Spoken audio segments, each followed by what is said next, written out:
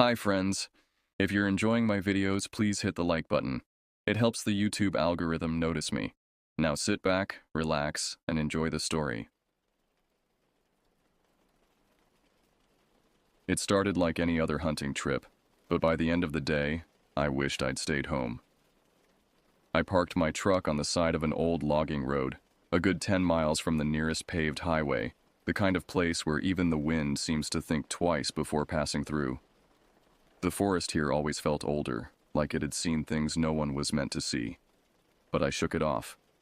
I wasn't the superstitious type. This area was a hunter's dream. The October air bit at my exposed skin as I shouldered my pack and checked my rifle one final time. My breath formed small clouds that dissipated quickly in the cold morning air. The temperature had dropped below freezing the night before, leaving a thin layer of frost on everything. Each step crunched softly on the frozen leaves as I made my way toward the trail entrance. Something felt different about this particular morning. The usual sounds were absent. No chattering squirrels, no distant bird calls, not even the rustle of small creatures moving through the underbrush. I attributed it to the cold snap. Animals often went quiet when the temperature dropped suddenly. Still, the absence of life created an unsettling vacuum that seemed to swallow even my own footsteps. I'd hunted these woods for over 15 years, since I was barely old enough to hold a rifle steady. My father had brought me here first, teaching me to track, to read signs, to respect the wilderness. The old man always said these woods demanded respect, but never explained why. Now, standing at the mouth of the trail with my truck disappearing behind the tree line, I wondered if I should have pressed him for details. The first mile into the woods went smoothly enough. The trail was overgrown in places, thick with brambles and roots that seemed to claw at my boots. Above me, the canopy blocked out most of the afternoon sun, leaving the woods bathed in a dim greenish light.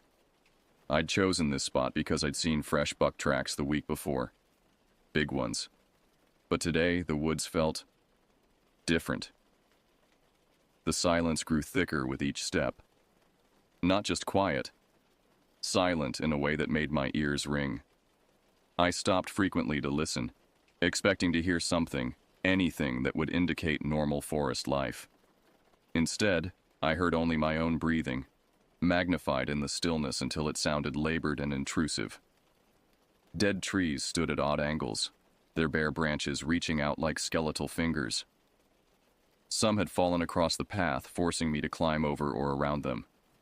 The bark on many trees showed deep gouges, far too large and numerous to be normal animal marks. They ran in parallel lines, as if something with massive claws had methodically marked its territory. Fresh sap still oozed from some of the wounds. I paused to examine one particularly disturbing set of marks. The gouges were at least 8 feet off the ground, carved deep into the solid oak. Whatever had made them possessed incredible strength. The wood fibers were shredded, not cut clean like axe marks would be. These looked more like something had violently raked its claws down the trunk in a frenzy of aggression. My hands began to sweat despite the cold. Every hunter knows to read the signs, and these signs were screaming warnings I didn't want to acknowledge. But I'd come too far to turn back now, and my practical mind kept offering rational explanations. Bears, probably. A large black bear marking territory. Nothing more sinister than that. After about an hour, I reached the clearing I'd scouted earlier. It was a perfect setup, a small meadow surrounded by dense underbrush. If anything crossed through, I'd have a clear shot from my blind. I climbed up into the tree stand I'd rigged last season, settling in for the evening. The sun was just beginning to dip below the tree line, painting the sky in streaks of orange and purple. From my elevated position, I could see the entire clearing and several game trails that converged at its center. This should have been prime hunting territory, but something felt fundamentally wrong. The grass in the meadow was trampled in strange patterns, not the random paths of grazing deer, but deliberate circles and lines that formed no recognizable pattern. As I adjusted my position in the stand, I noticed something that made my stomach clench. Scattered throughout the clearing were bones. Not the typical remains left by predators, but bones that had been arranged. Cleaned completely of flesh and positioned in small piles, each stack containing different types. All leg bones in one pile, all ribs in another, skulls grouped separately. The skulls were the worst part. They weren't all from the same type of animal. I could identify deer skulls, raccoons, a few that might have been rabbits, and others I couldn't place. But they all shared one disturbing characteristic. Each skull showed signs of blunt force trauma, as if something had systematically crushed the cranium of every animal in the clearing. I forced myself to breathe steadily and focus on the tree line. Whatever had done this might still be in the area, and if it was, I wanted to see it coming. The sun continued its descent, casting longer shadows across the meadow. The bone piles caught the fading light, creating a macabre landscape that belonged in nightmares, not nature. For a while, I let the peace of the woods wash over me. Hunting isn't just about pulling the trigger. It's about sitting still, blending in, and letting the forest forget you're there. But the peace didn't last long. The first scream cut through the quiet like a blade. High-pitched and ragged, it sent a jolt through my chest. A rabbit, I thought. Probably a hawk or a fox got hold of it. But the sound didn't stop. It just kept going. A horrible, gut-wrenching wail that made my skin crawl. If you've ever heard a rabbit scream, you know it's not a sound you forget. But this was worse, longer, louder, and more desperate than any animal cry I'd ever heard. The scream rose and fell in waves, each one more piercing than the last. It echoed off the trees, creating a chorus of agony that seemed to come from every direction at once. I pressed my hands against my ears, but the sound penetrated through my palms, reverberating inside my skull until I thought I might go mad. Then, as suddenly as it started, it stopped. The silence that followed was worse than the noise. It pressed down on me, heavy and suffocating, like the whole forest was holding its breath. My hands shook as I gripped my rifle tighter, scanning the underbrush through my scope. That's when I noticed the blood. Dark stains had appeared on the grass below my stand, forming a rough circle around the bone piles. The blood was fresh, still gleaming wetly in the fading light. It hadn't been there moments before. I was certain of that. Somehow, during that horrific screaming, something had bled extensively in the clearing below me. The metallic smell of blood mixed with something else, something rotten and sweet that made my stomach turn. I fought the urge to vomit, focusing instead on staying absolutely still. Whatever had caused that scream might still be nearby, and I had no intention of announcing my presence. I adjusted my scope and scanned the clearing, my heart pounding against my ribs like a trapped bird. That's when I saw it. At first I thought it was a deer, a pale shape moving low to the ground, weaving through the thicket about 30 yards away. But something about the way it moved was fundamentally wrong. Its limbs jerked awkwardly, like a marionette controlled by a drunk puppeteer. The creature moved in stops and starts, occasionally pausing to cock its head at unnatural angles. Even through my scope, I could see that its proportions were off. The limbs were too long, the torso too narrow, the head too small for its body. I squinted through the scope, trying to make out details, but the undergrowth was too thick. The thing's skin appeared almost translucent, showing dark veins beneath like a roadmap of corruption. It had no hair that I could see, just smooth, pallid flesh that seemed to glow with its own sickly light. It vanished behind a tree, and I held my breath, waiting for it to reappear. Minutes passed, but it didn't emerge. Instead, I heard a new sound, a wet, sliding noise, like something dragging itself across wet leaves. The sound moved in a circle around the clearing, always staying just beyond my line of sight. The sun dipped lower, casting long shadows that stretched across the clearing like grasping fingers. I should have felt relieved when the pale shape disappeared. But instead, a cold knot of dread formed in my stomach. The sliding sound continued, methodically working its way around the perimeter of the meadow. Then I realized what was happening.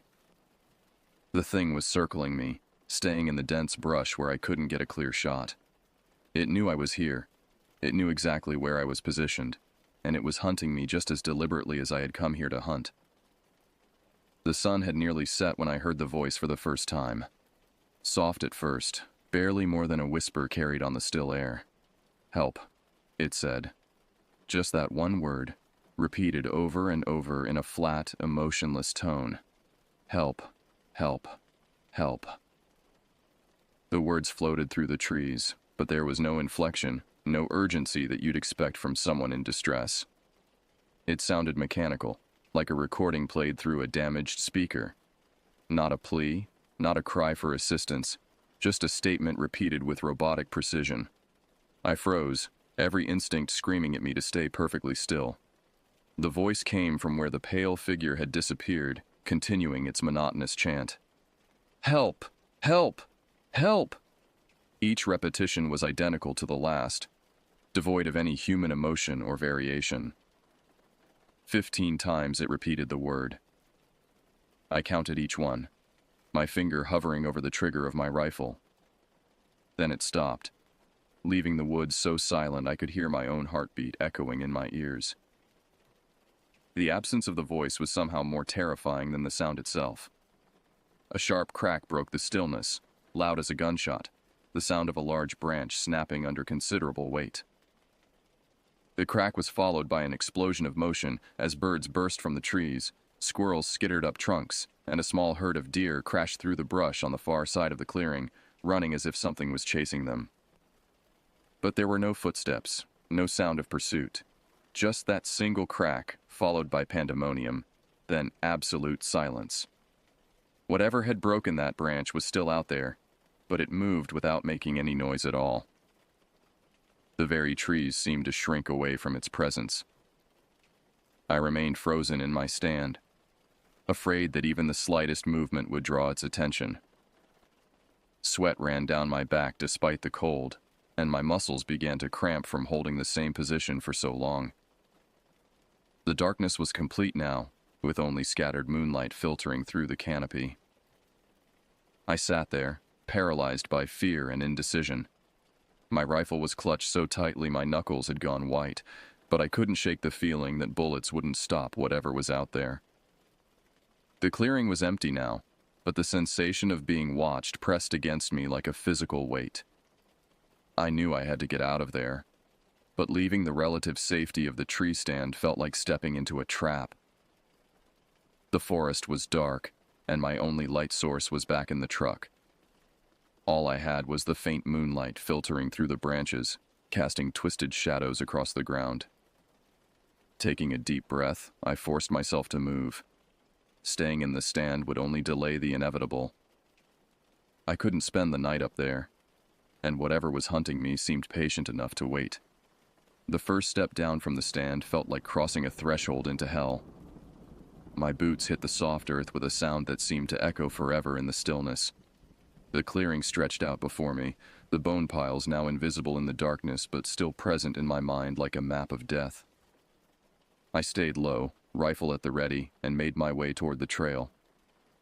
I hadn't gone more than 20 yards when I heard the footsteps. They were faint at first, just behind me, crunching softly on the dry leaves. I stopped dead in my tracks, holding my breath. The sound stopped too. Whatever was following me was smart enough to match my movements, to use my own noise to mask its approach. I forced myself forward, keeping my pace steady, despite every instinct screaming at me to run. The trail felt narrower than it had on the way in, like the forest had grown overnight. Branches reached out from the darkness, snagging at my sleeves and pack, slowing me down with deliberate malice. The footsteps resumed, closer now and more distinct. They had a strange quality to them. Not quite human, but not animal either. Too heavy for the pale, thin creature I'd glimpsed, but too irregular for a normal person. Sometimes there would be 3 or 4 steps in rapid succession, then a long pause, then a single heavy impact that shook the ground. "Who's there?" My voice cut through the darkness, steadier than I expected. The footsteps stopped immediately, but I could feel something listening, evaluating, deciding. The silence stretched on until I thought I might scream just to break it. Then, faint and far too calm, I heard it again. "Over here. Please. Over here." The voice was closer now, maybe 50 feet behind me, and it carried that same flat, emotionless quality, like someone practicing human speech without understanding what the words meant. I didn't wait to hear more. I turned and started moving faster, almost jogging, despite the darkness and uneven terrain. The footsteps matched my pace immediately, no longer trying to hide. They crashed through the underbrush now, following my path with disturbing accuracy. The trail twisted and turned, each bend feeling like it led deeper into a carefully laid trap. My lungs burned from the cold air and exertion, but I didn't dare slow down. Behind me, the pursuit continued with mechanical persistence, never gaining ground, but never falling behind either. I risked a glance over my shoulder and immediately wished I hadn't. Just for a second, barely more than a flash in the moonlight, I saw something moving between the trees. It was pale and hunched, with limbs that bent at impossible angles. Its movements were jerky and wrong, like a spider trying to walk upright. And its eyes, God help me, its eyes. They reflected the moonlight like an animal's, but they were too large, too knowing. They locked onto mine for just an instant, and in that moment I saw an intelligence that was both alien and malevolent. It wasn't just following me, it was enjoying the hunt. I stumbled and went down hard, landing on my side with the rifle clattering away into the darkness. For a moment I just lay there, gasping for breath and waiting for those terrible hands to close around my throat. But the footsteps had stopped again. I rolled onto my back, frantically searching for my rifle. The breathing reached me first, low and raspy, like air being drawn through damaged tissue. It was close, maybe 10 feet away, but I couldn't see anything in the darkness. I found my rifle and raised it toward the sound, my hands shaking so badly I could barely aim. The breathing stopped. Then, from directly above me, came a sound that will haunt me for the rest of my life. A low, wet clicking, like a tongue exploring the inside of a dry mouth. Something was in the trees directly overhead, looking down at me. I didn't wait to see what it was. I rolled to my feet and ran, crashing through the brush with complete abandon. Branches tore at my clothes and face, but I didn't care. All that mattered was reaching the truck, reaching safety, reaching the world of normal things that didn't click and breathe and hunt in the darkness. When I finally burst out onto the gravel road, it felt like surfacing from deep water. But the feeling of safety was an illusion. The forest behind me rustled with movement, and I could feel those terrible eyes watching from the tree line. I fumbled with my keys, my hands trembling so badly it took 3 tries to unlock the truck. I threw myself inside, locking the doors and starting the engine in one motion. As I reversed onto the road, I made the mistake of looking in the rearview mirror. It was there, standing just at the edge of the trees. Tall and pale and impossibly thin, with those reflective eyes that caught my headlights like mirrors.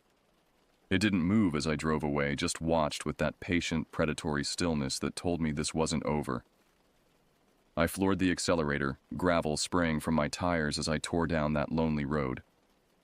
I didn't stop until I reached the highway, and even then I kept checking my mirrors, expecting to see that pale figure following in the darkness. I never went back to those woods, never will, because some things are better left undisturbed, and some hunts end with the hunter becoming the hunted. The forest keeps its secrets, and I intend to let it keep mine.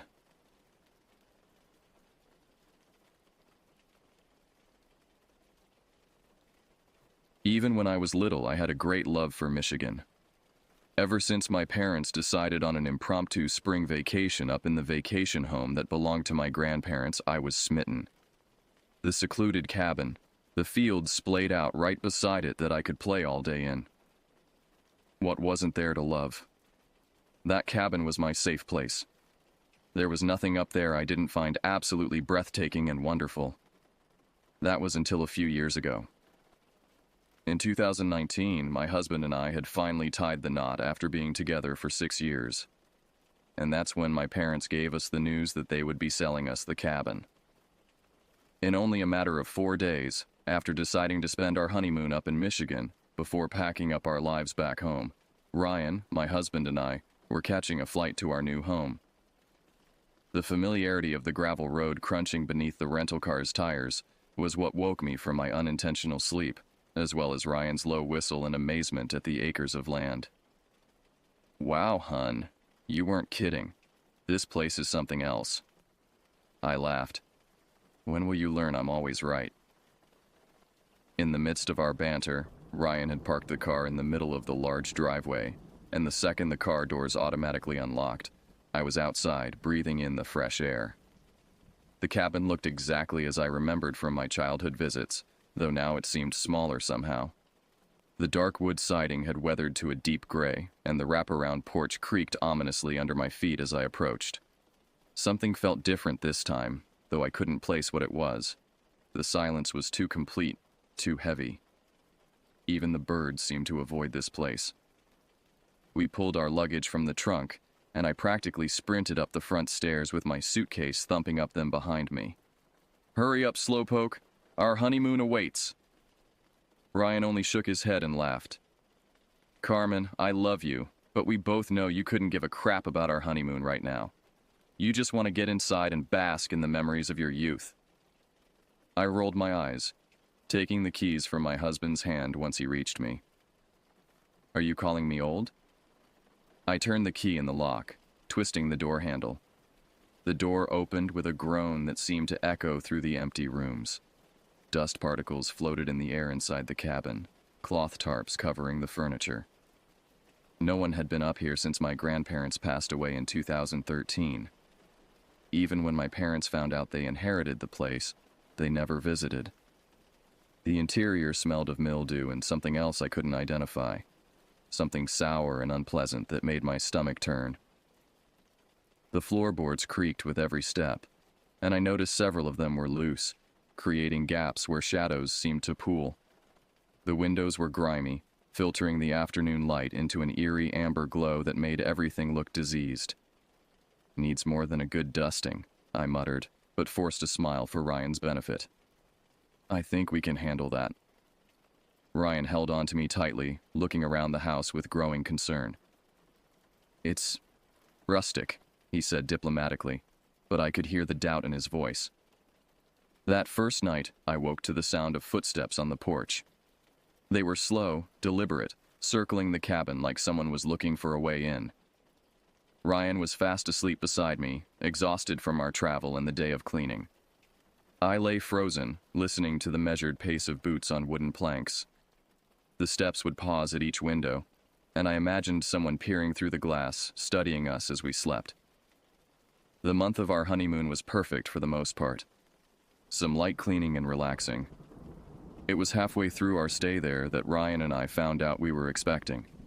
It hadn't been planned, but we were absolutely ecstatic nonetheless. In fact, my pregnancy was one of the reasons my husband left the night of my first real encounter with this person. My cravings had come in full force, and Ryan, being the great husband he is, drove the hour-long journey into town to get me my potato chips and mint chocolate chip ice cream. The nearest store was in Brookfield, a small town that seemed to exist solely to serve the scattered cabins and hunting lodges in the area. The locals there were friendly enough, but they all seemed to know something about our property that they weren't sharing. Alone in the cabin, I was lying under my blanket on the couch, dozing off to the sounds of the TV when the knocking began. At first, I thought it was just the old house settling, but then it came again. 3 deliberate knocks on the front door. It took me a moment to realize it wasn't the TV. Someone was actually pounding on the front door. I've always been scared of being by myself when it was dark. All I know is that when night fell, my skin would crawl and I would jump at the smallest of sudden noises. My body was frozen in its spot. My heart began to thump rapidly against my chest. The knocking continued, growing more insistent, more demanding. Then came the voice. Carmen? Carmen, let me in, it's Ryan. But it wasn't Ryan's voice, not really.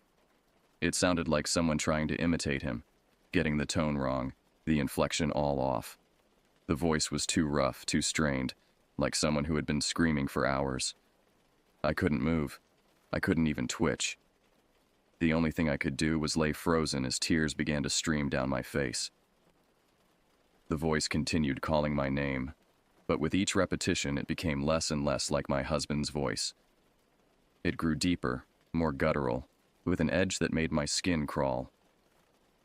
I know you're in there, Carmen. I can see you through the window. The voice was taunting now, cruel.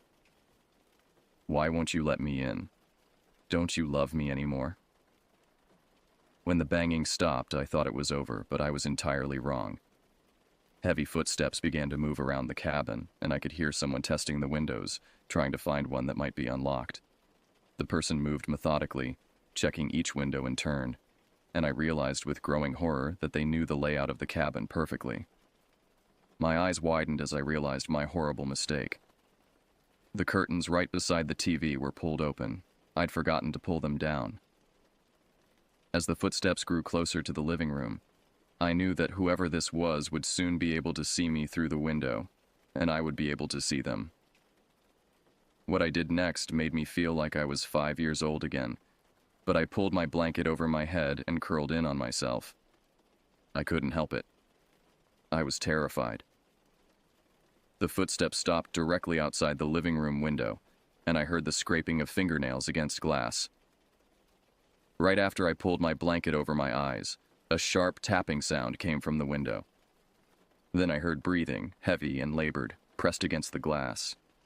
The person was so close I could hear their breath fogging the window. I can see you hiding, the voice whispered, and now it didn't sound like Ryan at all. It was the voice of a stranger, someone who had been watching us, learning our routines, waiting for the perfect moment to strike. You can't hide from me forever, Carmen. I know all about you. I know about the baby. How could this person know about the pregnancy? We had only found out ourselves a few days ago. The thought that someone had been watching us so closely made my stomach turn. Had they been spying on us through the windows? Following us to town? The violation felt absolute. The thing outside let out a sound that was half laugh, half growl. It was the sound of someone who had lost their grip on sanity long ago. As I lay there on the brink of sobbing out of fear, I heard keys jingling in the front door. My heart skipped a beat. Ryan was home, but that person was still standing outside the window. I heard rapid footsteps moving away from the window, but I didn't dare look. The front door opened and Ryan's confused voice called out, "Carmen, why are all the lights off? Are you okay?" I pulled the blanket from my face, my eyes adjusting to the light as Ryan switched on the lamps. His concerned expression quickly turned to alarm when he saw my tear-stained face and how violently I was shaking. Hey, what happened?" His voice was gentle, warm, nothing like the cruel imitation I'd heard outside. I tried to speak, but the only thing that came out was a sob. I wrapped my arms around my husband, unable to stop looking at that window. "Close it," I whispered. "What?" Ryan sounded puzzled. "Close it, Ryan. Please close it." I jumped from the couch and yanked the drapes closed with such force I nearly tore them from the rod. My hands were shaking uncontrollably. "Carmen, honey, what's wrong? I can't help you if you don't tell me what happened." Ryan grabbed me by my shoulders, turning me away from the window. "There was someone out there, Ryan. They were pretending to be you, trying to get me to open the door. They knew about the baby." The tears came back full force. Ryan's face went pale. "Someone was here? On our property?" I nodded, and I could see the anger building in his eyes. Not at me, but at whoever had terrorized his pregnant wife. "Did you see who it was?" I shook my head. I was too scared to look.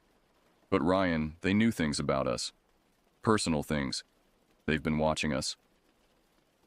The police arrived nearly 2 hours later. Officer Bradley was a local man who seemed to know the area well. He took down our statement and searched the perimeter of the cabin with his flashlight. When he came back, his expression was grim. "Found some disturbed earth under the living room window," he said. "Boot prints, size 11 or 12. Someone was definitely there." What he didn't tell us until later was that he'd also found something else. A small notebook hidden in the woodpile, filled with detailed observations about our daily routines. Times when we left the cabin, what we ate, when we went to bed. The handwriting was erratic, sometimes neat, sometimes barely legible, as if written by someone in the grip of obsession. Despite the police report and the evidence, Ryan and I decided to stay. We made modifications to the cabin: security cameras, motion sensors, and a new lock system. We even got gun licenses and purchased 2 firearms. The local hardware store owner, Pete, seemed unsurprised by our purchases. "You're not the first folks up that way to have trouble," he said cryptically. Years passed, and the incidents became a regular part of our lives. Strange sounds in the night, dead animals left on our property, and the constant feeling of being watched. Our daughter Grace was born the following spring, and 2 years later, our son Danny joined the family. We tried to give them a normal childhood, but it was impossible to ignore the tension that hung over our home.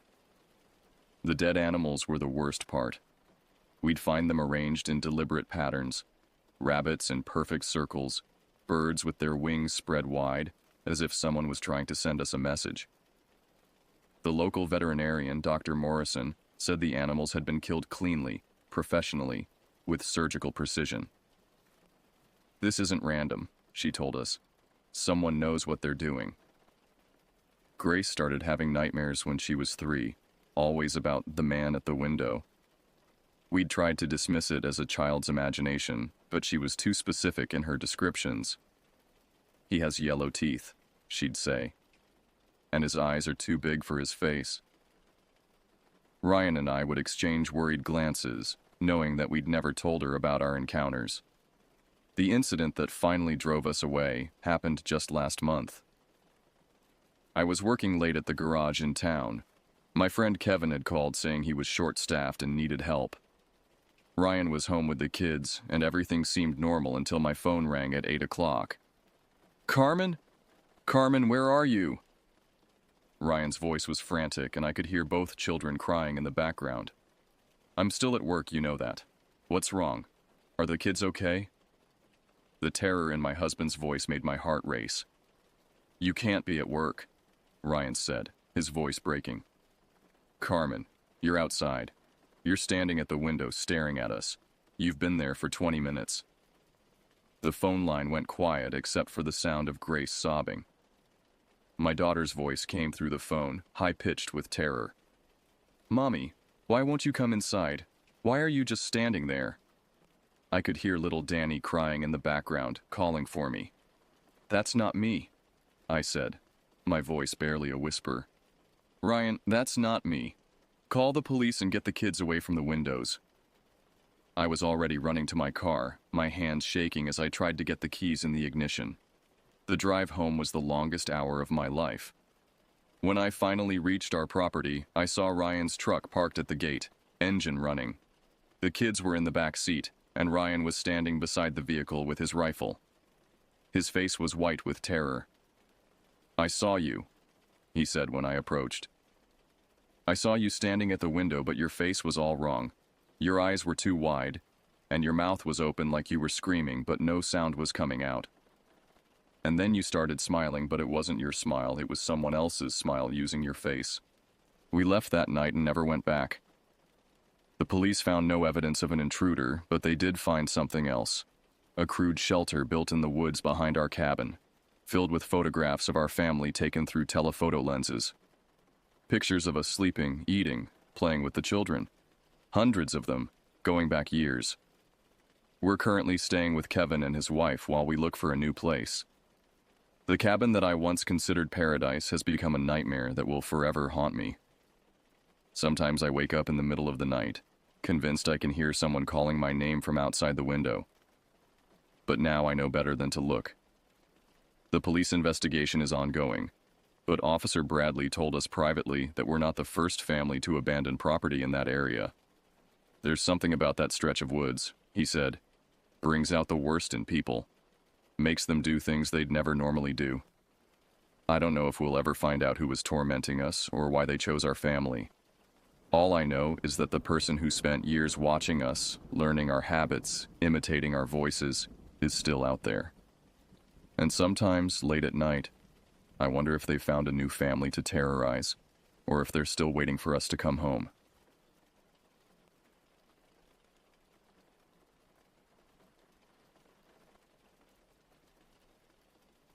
Amanda, my fiance, and I were on hour 17 into our drive to her family's cabin in northern Minnesota for what we desperately hoped would be a restorative vacation. The stress of our jobs had been crushing us both. My work at the accounting firm had become unbearable with the constant deadlines, and Amanda's nursing shifts at the hospital were taking their toll. We needed this escape more than anything. I glanced at her with heavy eyelids to see that she was fast asleep in the passenger seat, her auburn hair catching the dim light from the dashboard.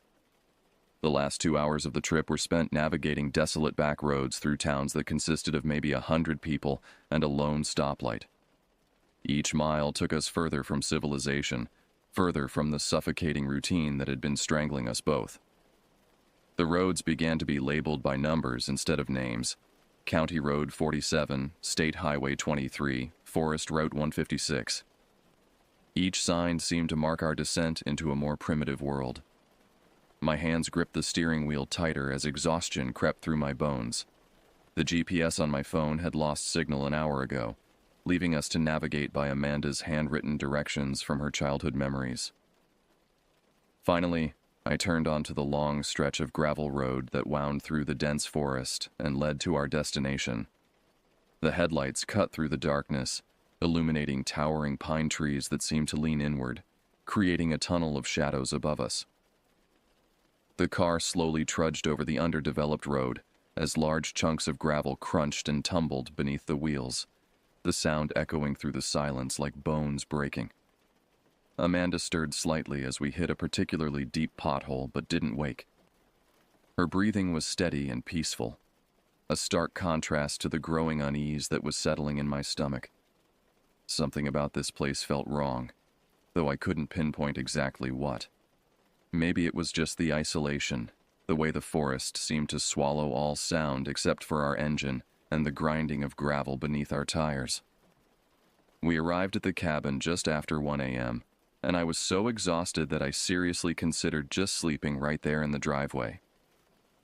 The cabin appeared suddenly in our headlights, emerging from the darkness like something from a half-remembered dream. I'd never been to this place before, but upon first glance it looked cozy enough. A modest 2-story structure with weathered wood siding and a wraparound porch that faced the lake. It wasn't one of those elaborate vacation homes that wealthy people built, but it had character. 3 bedrooms, Amanda had told me, and it sat just offshore from a small lake that stretched about 1,100 acres, according to the faded sign we'd passed a mile back. The moonlight reflected off the water's surface, creating an almost hypnotic pattern of silver ripples. We quickly unloaded our luggage, our movements sluggish with fatigue. The night air was crisp and carried the scent of pine needles and something else. Something damp and organic that I couldn't identify. Inside, the cabin smelled of old wood and dust, with underlying notes of decades of use by Amanda's extended family. We collapsed onto a bed that seemed to creak under our weight, the mattress soft with age. Though we were completely exhausted, there was something exciting about being here, away from everything that had been weighing us down. No deadlines, no emergencies, no constant buzzing of phones and notifications.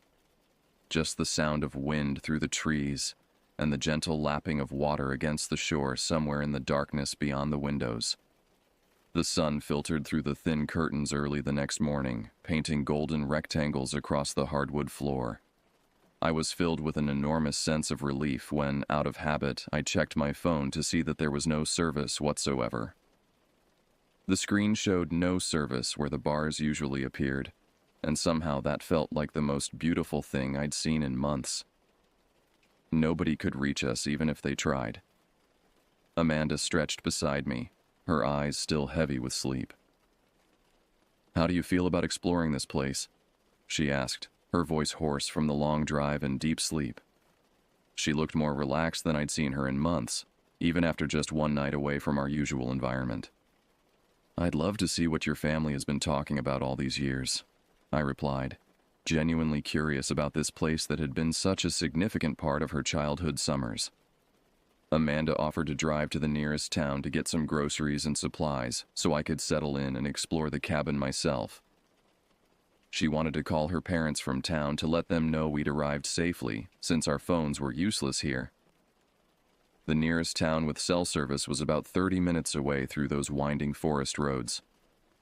After she left, I spent time rifling through hundreds of dusty books that sat on the shelves in the living room. Most were classic novels and local history books, their pages yellowed with age and their bindings cracked from decades of Minnesota humidity. I pulled out a dozen board games from a built-in cabinet, excitedly planning out our time ahead.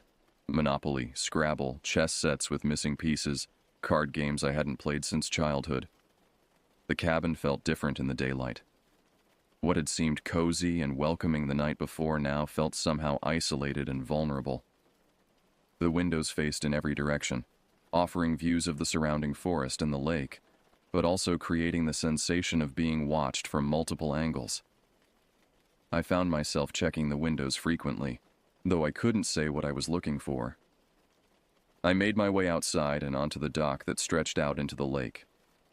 The wooden planks were weathered gray and soft in places where decades of moisture had begun the slow process of decay.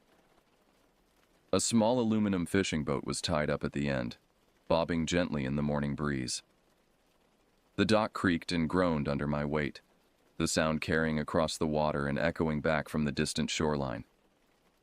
Standing there, looking out at the lake, I felt the last of my work anxiety begin to dissipate. The water was surprisingly clear, and I could see fish moving in the shallows near the dock. The morning air was clean and cold, carrying the scent of pine and lake water. For the first time in months, I took a deep breath that felt like it actually filled my lungs completely. That's when I noticed the island. A small island sat close to the middle of the lake, maybe 100 yards in diameter, covered with dense trees and undergrowth that looked almost impenetrable. From the dock, it appeared to be roughly circular, with no visible clearings or structures, just a thick tangle of vegetation that seemed darker and more dense than the forest surrounding the lake. Something about it immediately drew my attention in a way I couldn't explain. It wasn't particularly remarkable, just a small patch of land surrounded by water, but I found myself staring at it, trying to make out details through the morning mist that clung to its shores. There was something almost magnetic about it, as if it was pulling my gaze whenever I tried to look away. The island seemed to absorb light rather than reflect it. While the rest of the lake sparkled in the morning sun, the waters around the island appeared darker, more still. Even the gentle breeze that was creating ripples across the rest of the lake's surface seemed to die out as it approached that particular patch of water. Since Amanda would be gone for at least an hour, I decided to take the fishing boat out and try my luck. The boat was old but sturdy, with a small outboard motor that started on the third pull. I'd brought my fishing gear with high hopes of catching dinner, and the island seemed like it might provide some good fishing spots along its perimeter. As I motored across the lake, the island grew larger and more imposing. What had seemed like a small patch of trees from the dock revealed itself to be a substantial piece of land, with dense forest that blocked any view of its interior. The trees grew right to the water's edge, their branches hanging low over the surface, creating deep shadows that made it impossible to see the shoreline clearly. I anchored about 50 feet from what appeared to be the island's southern shore and started casting. The water here was noticeably colder than it had been near the cabin and seemed to have a different quality, thicker somehow, more viscous. My line disappeared into the dark water and I settled in to wait for a bite. It wasn't 30 seconds before I felt something hit my boat. Not a gentle bump, but a solid thud that rocked the small aluminum vessel. I looked around, expecting to see a log or piece of debris, but the water around me was clear. I'd nearly had whatever was on my line up to the boat when it happened, so I assumed whatever had hit us was probably just a large fish that had gotten spooked and bumped the hull before swimming away. When I reeled in my line to check the bait, I found a fish dangling from the hook, but something was horribly wrong with it. The fish was completely mangled. It looked like it had been torn apart by something with incredible force, nearly ripped in half with jagged tears along what remained of its body. The wounds weren't clean cuts like you'd expect from a predator's teeth or claws, but ragged rips that seemed to go in multiple directions, as if the fish had been pulled apart by several different forces simultaneously. My first thought was that a larger fish, maybe a muskie or northern pike, must have attacked it, but I hadn't felt any sort of struggle on the line that would indicate such a violent encounter. The fish had come up easily, almost limply, as if whatever had damaged it had already killed it before I reeled it in. Maybe an otter, I thought, trying to rationalize what I was seeing. But again, there had been no struggle, no sudden jerking of the line, no indication that anything had been fighting over my catch. The fish appeared to have been mutilated while it was still on my hook, while I was holding the rod just feet away. A cold knot formed in my stomach as I looked at the mangled carcass. The damage was extensive and violent, far beyond what would be necessary to simply kill and eat the fish. This looked like the work of something that took pleasure in destruction, something that tore things apart, not out of hunger, but out of some other, more disturbing motivation. I tried to dismiss my growing unease and moved to the opposite side of the island, casting from a different angle. But again, within minutes, the fish I'd hooked suddenly stopped fighting mid-struggle. I pulled up another shredded carcass, this one even more severely damaged than the first. Deep gouges ran along its sides, and its head had been nearly severed, hanging by just a thin strip of flesh and bone.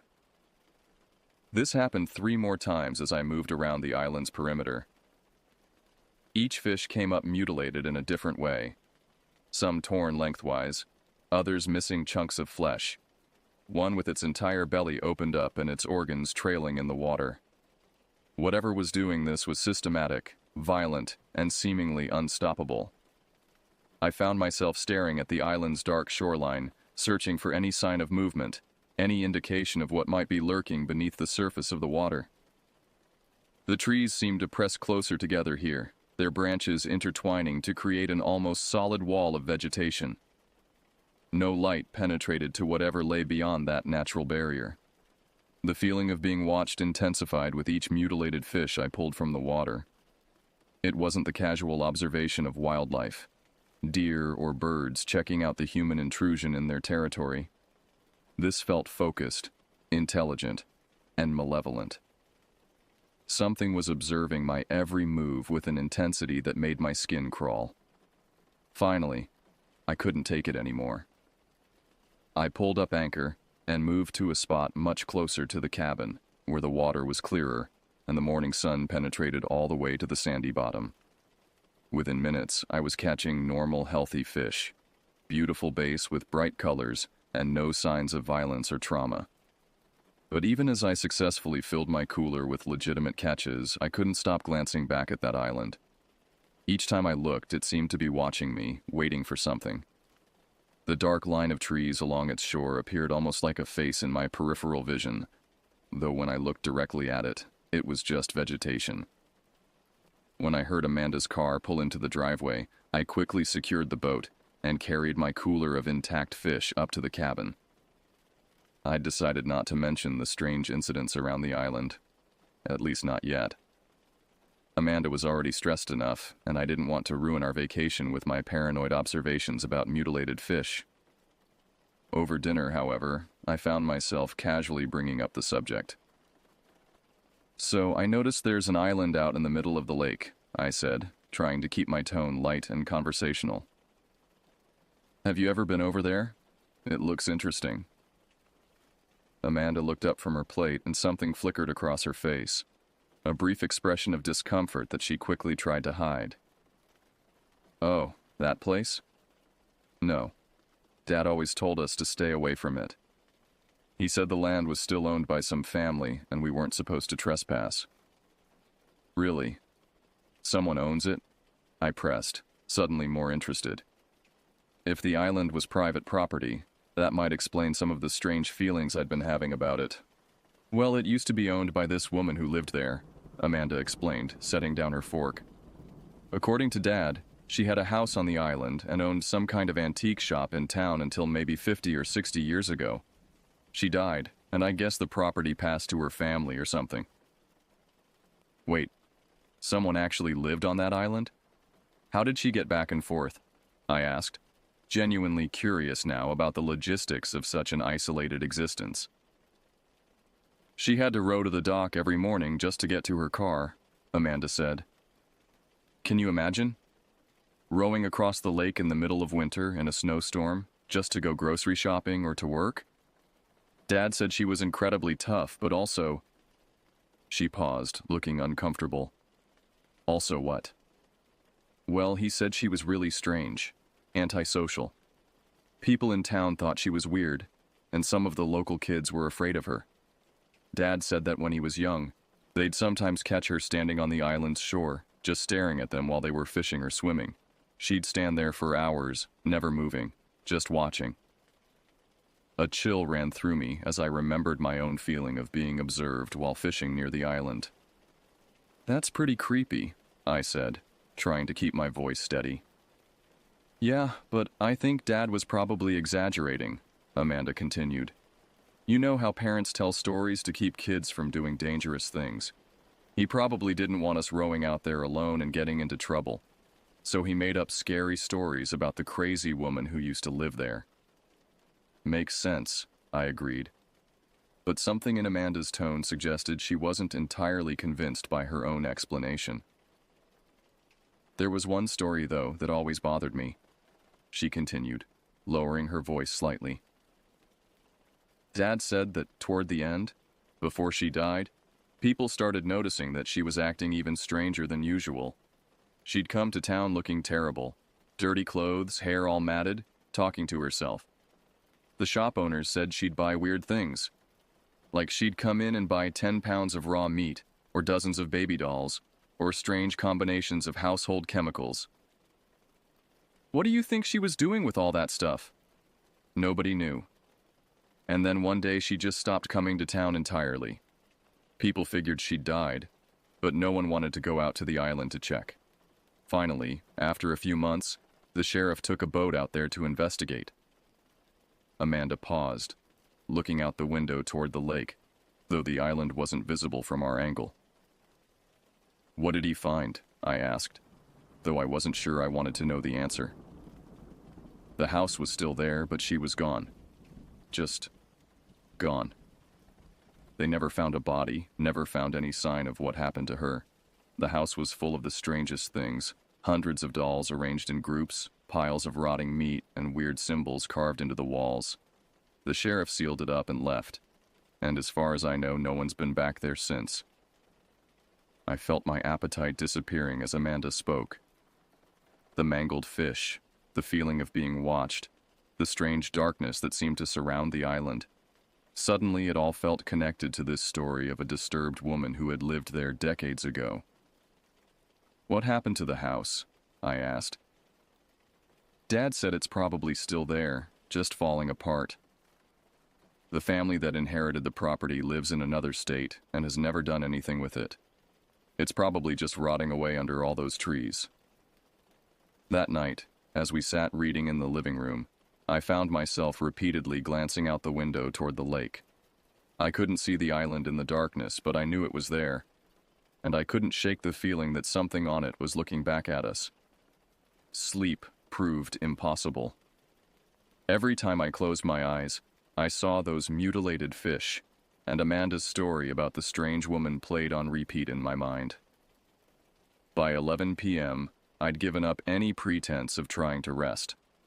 Amanda had fallen asleep quickly, she always did after her hospital shifts, and was breathing deeply beside me. I sat up in bed, ostensibly reading, but actually wrestling with a growing compulsion to return to that island. The rational part of my mind knew it was a terrible idea. Going to an abandoned property in the middle of the night, alone, based on local legends and some suspicious fishing incidents, was exactly the kind of behavior that led to missing person reports. But the other part of my mind, the part that had been nagging at me all evening, insisted that I needed to know the truth.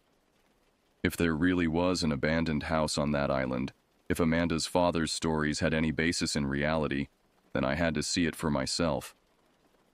The mystery was consuming me, and I knew I wouldn't be able to relax until I had answers. Amanda was completely unconscious, and I knew from experience that she could sleep through almost anything. I'd gotten up for water, used the bathroom, even accidentally knocked over a lamp once, and she'd never stirred. If I was quiet and careful, I could investigate the island and be back before she ever knew I was gone. I gathered my heavy-duty flashlight, my hunting knife just in case I encountered any wildlife, and my phone to document whatever I might find. The night air was significantly colder than it had been during the day, and completely still. No insects, no night birds, not even the sound of fish jumping in the lake. The silence was so complete it felt unnatural, as if all of nature was holding its breath. I made my way down to the dock, wincing at every creak of the wooden planks under my feet. The sound seemed impossibly loud in the absolute quiet of the night. I untied the boat and pushed off, using the oars instead of the motor to avoid making noise that might wake Amanda. Each dip of the oars into the water created small splashes that echoed across the lake like gunshots. The moon was bright enough to navigate by, casting a silver path across the water that led directly toward the island. As I rowed, the temperature seemed to drop even further, and I could see my breath in small puffs of vapor. The island loomed larger and darker as I approached it. In the moonlight, it looked like a solid black mass rising from the water, its trees so dense that no light penetrated into its interior. I circled the perimeter, looking for a suitable place to land, and finally spotted a partially submerged tree stump that would serve as an anchor point. I tied the boat securely and stepped carefully onto the marshy shore. The ground was soft and waterlogged, making sucking sounds with each step. I pushed through the thick undergrowth, branches catching at my clothes and face, until I emerged into what had clearly once been a cleared area. And there, exactly as Amanda had described, stood the remains of a house. The structure was more intact than I'd expected, though clearly abandoned for decades. 2 stories of weathered wood siding, most of the windows broken or missing entirely, and a roof that sagged dangerously in several places.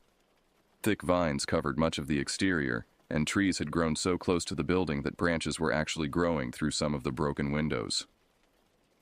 I pulled out my phone and started recording, sweeping the camera across the exterior of the house. The moonlight was bright enough to provide decent footage, and I wanted to document everything I found. This was easily the most interesting discovery I'd ever made, and part of me was already imagining the reaction when I showed the footage to friends back home. The front door hung open, twisted on its hinges and surrounded by years of accumulated debris. I shined my flashlight through the opening and saw an interior that was chaos incarnate. Furniture overturned and rotting, debris scattered across every surface, and a smell of decay and mold so strong it made my eyes water. But it was the objects scattered throughout the room that made my blood freeze. Dozens, maybe hundreds of dolls were scattered across the floor, piled in corners, and arranged on the few pieces of furniture that remained upright. Baby dolls, porcelain dolls, cloth dolls, all in various states of decay and dismemberment. Some were missing heads, others had their stuffing pulled out and spread around them like cotton snow. The ones that still had faces stared at me with empty eye sockets or cracked glass eyes that reflected my flashlight beam. I forced myself to step inside, my feet crunching on broken glass and debris. The air was thick and oppressive, and significantly colder than it had been outside. My breath formed visible clouds as I moved deeper into the room, documenting everything with my phone camera. In one corner, I found what appeared to be the remains of a kitchen area. The cabinets were filled with hundreds of glass jars, most of them containing unidentifiable organic matter that had long since rotted beyond recognition. Some still contained what might have been preserved meat, though the contents had turned black and were covered with a fuzzy growth that I didn't want to examine too closely. A staircase led to the second floor, though several of the steps had rotted through completely. I tested the first few steps carefully, and they seemed stable enough to support my weight. The banister was sticky with some kind of residue that I tried not to think about too much. On the second floor, I found 3 bedrooms, each one more disturbing than the last. The first contained a bed that was covered with what had once been children's clothing. Tiny dresses, small pants, miniature shoes, all arranged as if invisible children were wearing them. The second room was filled with more dolls, these arranged in elaborate scenes as if they were acting out some kind of story. But it was the third room that made me seriously consider turning around and leaving immediately. The walls were covered with photographs, hundreds of them, tacked up in overlapping layers that covered every inch of available space. Most were old black and white photos of children, some clearly professional portraits, others appearing to be candid shots taken from a distance. Many of the children looked frightened, and some appeared to be crying. But what made the display truly horrifying was that someone had used red ink, or what I hoped was red ink, to draw lines connecting various photographs, creating an elaborate web of connections that covered the entire room. Numbers and letters were written next to many of the photos, and strange symbols were carved directly into the wooden walls. At the center of this mad display was a large mirror, its surface so cracked and dirty that it was impossible to see any reflection. Written across the glass in the same red substance were words that I couldn't quite make out in the dim light of my flashlight. I stepped closer, trying to read the writing, when I heard something that made my heart stop. Footsteps. Slow, deliberate footsteps coming from somewhere below me in the house. I stood frozen, my flashlight beam trembling as I strained to listen. The footsteps continued, moving slowly through the first floor of the house. They weren't random. Someone was walking deliberately from room to room, as if searching for something. Or someone. My mind raced through possibilities. Could it be Amanda? Had she woken up and followed me here? But that made no sense. She had no way of knowing where I'd gone, and she'd never venture out to this island alone in the middle of the night. A local property owner checking on trespassers. That seemed equally unlikely, given the remoteness of the location and the late hour. The footsteps paused directly below me, and I heard what sounded like furniture being moved around. Then they resumed, heading toward the staircase. I realized with growing panic that whoever was down there was coming up to the second floor, where I was trapped with no other way out. I quickly turned off my flashlight and pressed myself against the wall beside the doorway, hoping the darkness would conceal me. The footsteps began climbing the stairs, each creak of the old wood clearly audible in the oppressive silence. As the sounds grew closer, I caught a whiff of something that made my stomach turn. A smell of unwashed human body, rotting meat, and something else that I couldn't identify but that triggered every primitive alarm in my brain. The footsteps reached the top of the stairs and paused. I held my breath, pressing myself deeper into the shadows, praying that whoever was out there wouldn't look in my direction. My heart was beating so loudly I was sure it would give away my location. A voice spoke from the hallway, raspy, uncertain, as if it hadn't been used in a very long time. "I know you're here." It was a woman's voice, but there was something wrong with it. The words were slurred and distorted, and there was an underlying wet sound, as if her mouth was filled with liquid. "I saw you from the water. I've been waiting." The footsteps moved toward the first bedroom, then the second. I could hear her moving things around, searching. The smell grew stronger as she approached my hiding place. "You shouldn't have come here. This is my place. These are my children." I realized with horror that she was referring to the dolls, the hundreds of mutilated, arranged dolls throughout the house.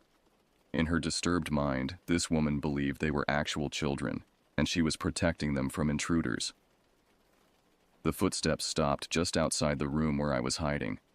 I could hear her breathing, ragged, labored, with that same wet quality as her voice.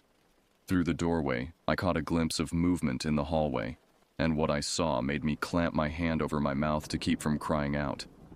The figure in the hallway was barely recognizable as human. Dressed in rotting rags, hair matted into thick clumps, skin so pale it was almost translucent. But it was her eyes that were the most terrifying. Wide, unblinking, and completely without any trace of sanity.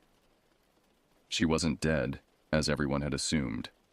She'd been living on this island for decades, completely isolated, slowly descending into madness.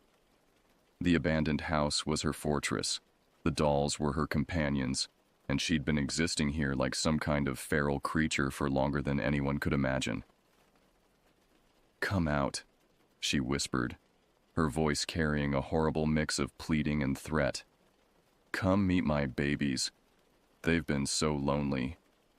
I knew I had to move. Staying hidden was only delaying the inevitable, and I had no idea what this woman was capable of in her current mental state.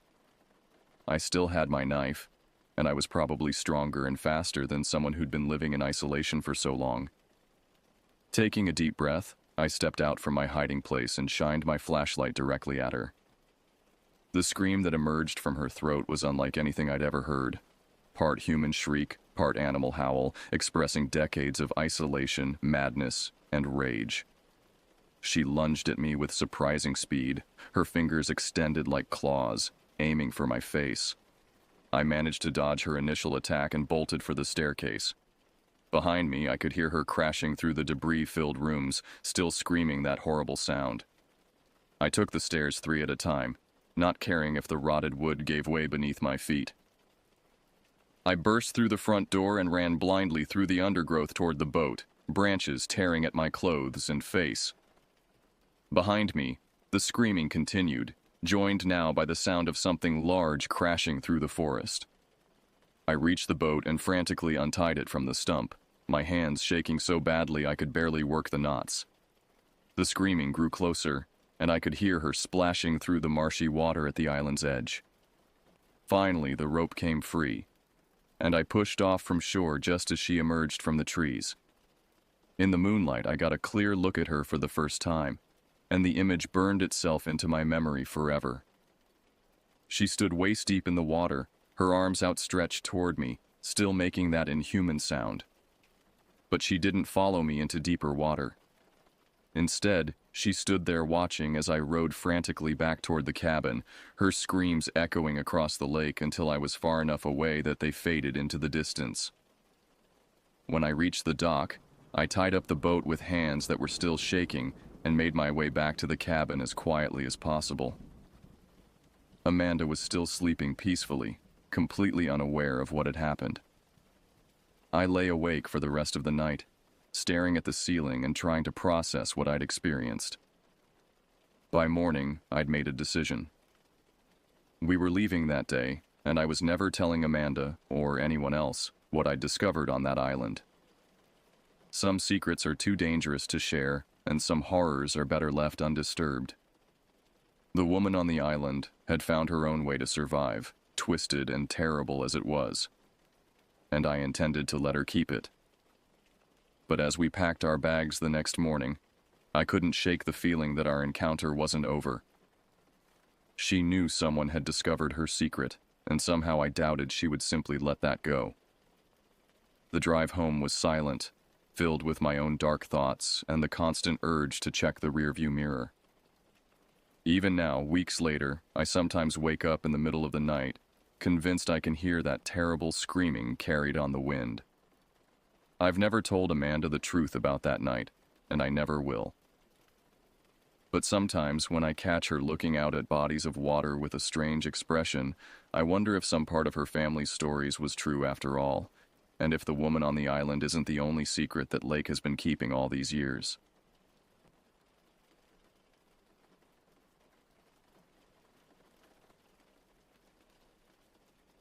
My name is Oliver Hayes, and I'm 34 years old. This all happened just a few months ago when I decided to drive my RV up the Lost Coast in Northern California. I wanted to escape my life. What little was left of it. My marriage was over. The divorce finalized just weeks before. Irreconcilable differences, the papers had said.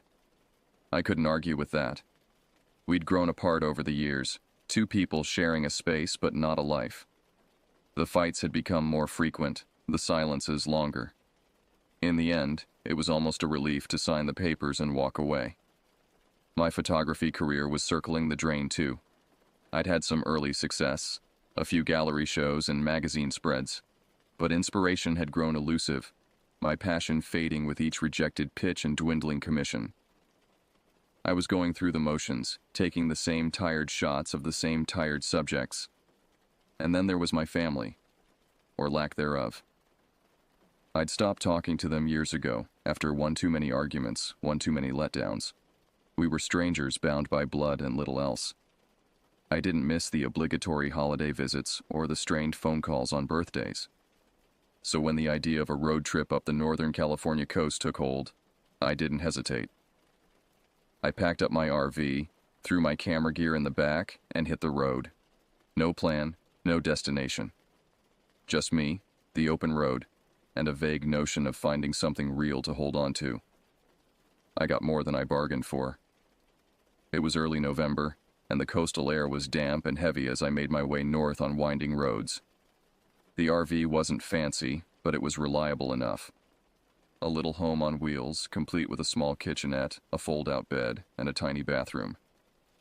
I'd spent the last of my savings on it, a final act of rebellion before the realities of single life set in.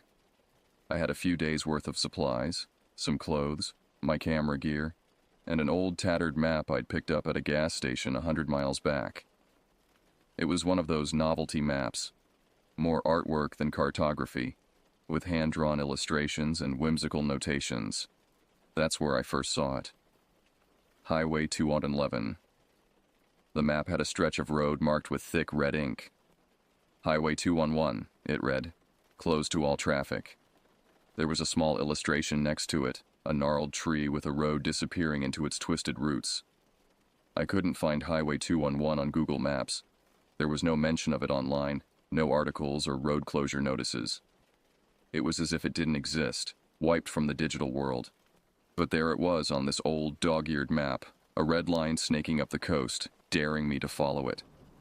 I thought it would make for an interesting story, an abandoned highway swallowed by time and nature. Maybe I could even snap some award-winning photos of the eerie, forgotten stretch. Something to jumpstart my stalled career, to prove I still had the eye, the instinct for a good shot. I should have left it alone. I should have stuck to the main roads, to the safe and well-traveled paths. But I was looking for something real, something raw and unfiltered. And Highway 211, with its red ink and aura of mystery, promised just that. I had no idea what I was driving into.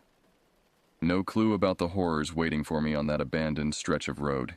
If I had, I would have turned around and never looked back. But hindsight, as they say, is 20/20. And my vision was about to get very, very blurry. I was driving through Shelter Cove when I saw her. It was a tiny coastal town, more a collection of weathered buildings than a proper municipality.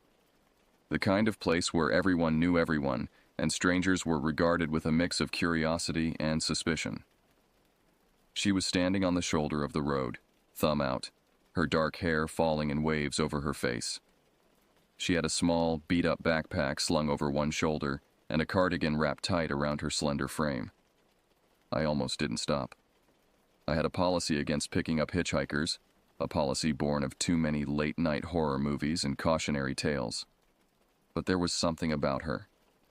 Something that made my foot ease off the gas and my hand reach for the turn signal. Maybe it was the way she stood, her posture weary but determined. Or maybe it was the way she seemed to belong to the misty, gray landscape, as if she'd sprouted from the damp earth itself. Or maybe, just maybe, it was because she looked familiar.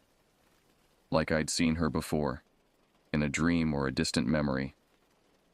I couldn't place it, couldn't pin down the source of the recognition, but it was there, tugging at the edges of my mind.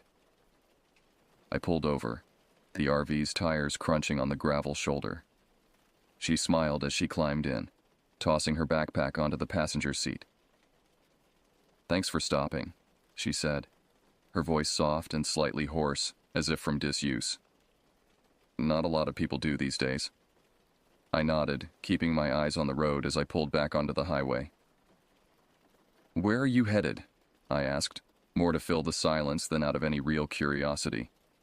She hesitated, her gaze drifting out the window to the dense forest blurring past. "Just up the coast," she said finally. "I'm not really sure where." I could relate to that. I wasn't sure where I was going either, beyond a vague notion of north. "I'm Oliver," I said, realizing I hadn't introduced myself. "Janine," she replied, her lips curving into a small smile. We didn't talk much after that. The miles slipped by, the road winding through towering redwoods and along rocky cliffs. Janine seemed content to watch the scenery, her face pressed against the window. She was nice enough, polite and unobtrusive. But there was something off about her, something I couldn't quite put my finger on. Her clothes, for one thing. They looked out of place, like they belonged to another era. Her jeans were high-waisted and acid-washed, her blouse a faded floral print, and her cardigan, a chunky knit in a muted shade of green, looked like it had been plucked from a thrift store rack. But it was more than her clothes. It was the way she held herself, the way she spoke. There was a stillness to her, a sense of being untethered from time and place. And her hands, resting in her lap. They were pale and delicate, the nails short and unpolished. But they were cold to the touch, like she'd been standing in the fog for hours.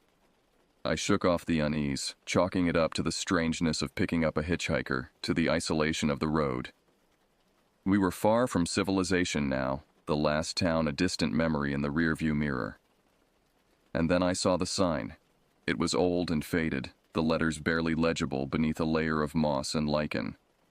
Highway 211, it read. Road closed, no entry. Janine sat up straighter, her gaze fixed on the sign. "That's it," she said softly, almost to herself. "That's the road." I glanced at her, surprised.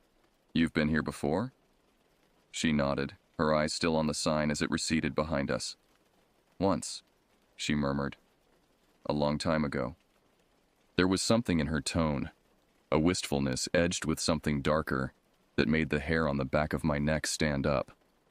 But I shook it off, telling myself it was just the eerie, abandoned stretch of road, the thick fog rolling in from the coast.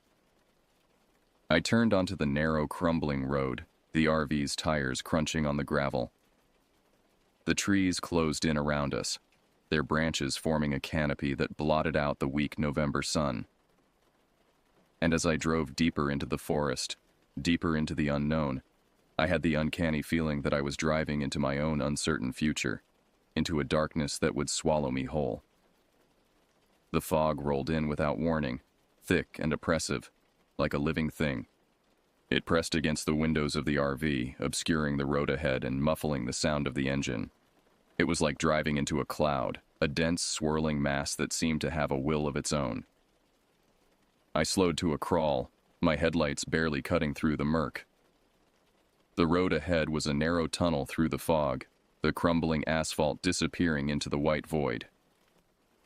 The radio crackled to life, startling me. I wasn't even playing music, had turned it off miles ago. But now static filled the cab, punctuated by brief snatches of garbled voices. "Do you hear that?" I asked Janine, glancing over at her. But she didn't answer, didn't even seem to register my question. Her face was pressed against the window, her breath fogging the glass. She was staring into the fog, her eyes wide and unblinking. I reached over to turn off the radio, but the static only grew louder, the voices more insistent. I could almost make out words, fragments of sentences that slipped away before I could grasp them. And then the whispering started. It seemed to come from everywhere and nowhere, a sibilant hiss that crawled up my spine and burrowed into my brain. It was like the fog itself was speaking, 1,000 voices murmuring in a language I couldn't understand. "Stop," Janine whispered, her voice so soft I almost didn't hear it over the static and the whispering. "Stop the RV." I glanced at her, ready to ask why, but the words died on my lips. Her face was pale, her eyes wide with something like recognition, or fear. I eased my foot off the gas, letting the RV roll to a stop. The engine ticked in the sudden silence, the fog pressing in on all sides. And that's when I saw it. The car. It was an old sedan, a rusted hulk half buried in the undergrowth at the side of the road. Its windows were shattered, the metal twisted and dented. It looked like it had been there for years, abandoned and forgotten. But it was the way it was positioned that made my skin crawl. It was nose down in the ditch, its rear wheels sticking up at an odd angle, like it had crashed or been driven off the road. "Looks like it's been here a while," I said, more to break the silence than anything else. But Janine didn't respond. She was staring at the car, her face blank, her eyes unfocused. I reached out to touch her shoulder, to bring her back from wherever she'd gone. But as my fingers brushed her cardigan, she flinched away, her head snapping around to look at me. For a moment, she looked like a stranger. Her eyes were wide and dark, her face a mask of fear and confusion. And then, just as quickly, the moment passed. She blinked, shaking her head as if to clear it. "We shouldn't have come here," she said, her voice low and urgent. "We need to go back." But even as she said it, I knew it was too late. The fog had closed in behind us, a solid wall of white that seemed to stretch on forever. And the whispering was getting louder, more insistent. We were trapped, caught in a web of our own making. And as the fog swirled around us, as the whispering filled my ears and my mind, I knew with a sudden, terrible certainty that we might never find our way out again. We drove on, the fog swallowing the road behind us and obscuring the way ahead. The RV's headlights fought a losing battle against the gloom, illuminating only a few feet of cracked asphalt at a time. Janine was silent, her gaze fixed on the mist beyond the windshield. Her hands were clenched in her lap, the knuckles white. I wanted to say something, to offer some word of comfort or reassurance, but my tongue felt heavy and useless in my mouth. About a mile later, just when I thought the road would go on forever, we saw it. The lodge. It loomed out of the fog like a ghost, a hulking shadow that resolved into a weathered two-story building as we drew closer. Its paint was peeling, the wooden siding warped and rotting. The windows were dark, some of them boarded up, others simply gaping holes filled with shadows. A sign hung crookedly above the porch, the letters faded and chipped. "Hilltop Inn," it read. "Vacancy." I braked, the RV's tires crunching on the gravel of the parking lot. Janine stirred, blinking as if waking from a dream. "I don't remember this being here," she said, her voice soft and uncertain. I frowned, trying to reconcile the decrepit building with the manicured images of roadside lodges in my mind. "It's probably abandoned," I said, turning off the engine. "Closed down years ago." But even as I said it, I felt a tug of curiosity, a pull towards the sagging structure. I grabbed my camera from the passenger seat, my fingers itching to capture the eerie, forgotten place. Janine hesitated as I opened the RV door, the damp, musty air rushing in. "I don't think this is a good idea," she said, but I was already climbing out, my feet crunching on the gravel. The fog swirled around me, cold and clammy against my skin. I lifted my camera, framing the lodge in the viewfinder. The lens focused with a whir, the image sharpening. And that's when I saw them, the faces. They were in the windows, pressed against the glass like pale, contorted masks, mouths open in silent screams, eyes wide and staring. I lowered the camera, my heart pounding, but the windows were empty, dark and lifeless. "Oliver?" Janine's voice tight with worry. "What is it?" I shook my head, blinking hard. "Nothing," I said, my voice sounding hollow in my own ears. just a trick of the light. But as I raised the camera again, I couldn't shake the feeling of being watched, of unseen eyes boring into my back. I snapped a few quick shots of the lodge's facade, the shutter clicking loudly in the stillness. And then I saw it. A flicker of movement in one of the upper windows, a pale blur that vanished as soon as I focused on it. A chill ran down my spine, a primal sense of wrongness that made my skin crawl. "We should go," Janine said, her hand on my arm. "Please, Oliver." But I was already moving towards the lodge, my feet carrying me up the sagging porch steps. The door was ajar, the wood swollen and warped in its frame. I pushed it open, the hinges shrieking in protest. Inside, the lobby was a ruin of peeling wallpaper and rotting floorboards. A front desk slouched against one wall, its surface thick with dust and debris. Behind it, a staircase rose into darkness, the steps disappearing into shadows. And on the walls, visible in the dim light filtering through the dirty windows, were the faces. Dozens of them, maybe hundreds, sketched in faded ink, etched into the crumbling plaster. Contorted in agony, frozen in silent screams. I stumbled back, my camera clutched to my chest. Janine was at the door, her face pale, her eyes wide with terror. "We have to leave," she whispered, her voice trembling. "Now." And then I heard it. A sound from above, from the darkness at the top of the stairs. A whisper, a sigh, a breath of air in the stillness. A voice, soft and mocking, drifting down from the shadows. "Welcome," it said, "to the Hilltop Inn." That night, sleep eluded me. We had hurried back to the RV, Janine's hand gripping my arm so tightly it left bruises. I had locked the doors, as if a flimsy metal latch could keep out the horrors that lurked in the fog. But as I lay in the darkness, staring at the ceiling of the RV, I couldn't shake the feeling of being watched, of unseen eyes boring into me, of whispers just beyond the edge of hearing. And then the tapping started. It was soft at first, barely audible over the hum of the RV's generator, a gentle rapping, like branches brushing against the roof in a breeze. But there was no breeze. The air outside was still and heavy, the fog pressing against the windows like a living thing. The tapping grew louder, more insistent, a deliberate rhythm like fingers drumming on a tabletop, or knuckles rapping on a door. I sat up, my heart pounding in my chest. Janine was awake too, sitting ramrod straight in the passenger seat. Her eyes were wide, her face pale in the moonlight filtering through the fog. "They're coming," she said, her voice flat and toneless. I felt a chill crawl up my spine. "Who's coming?" She didn't answer. Instead, she stood and moved toward the door, her movements stiff and jerky, like a marionette pulled by invisible strings. "Janine," I said, my voice rising in alarm. "What are you doing?" But before I could stop her, before I could even rise from the bed, the pounding began.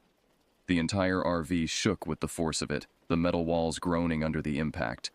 It was as if something massive was slamming against the side of the vehicle, trying to break through. I leapt to my feet, grabbing the keys and stumbling toward the driver's seat. My hands were shaking as I turned the ignition, the engine sputtering to life. Janine was still standing by the door, her hand on the latch. "They won't let us leave," she said, her voice barely audible over the pounding. "We have to try," I shouted, throwing the RV into gear. The tires spun on the gravel as I pressed the accelerator to the floor, the vehicle lurching forward. But as the headlights cut through the fog, I saw them.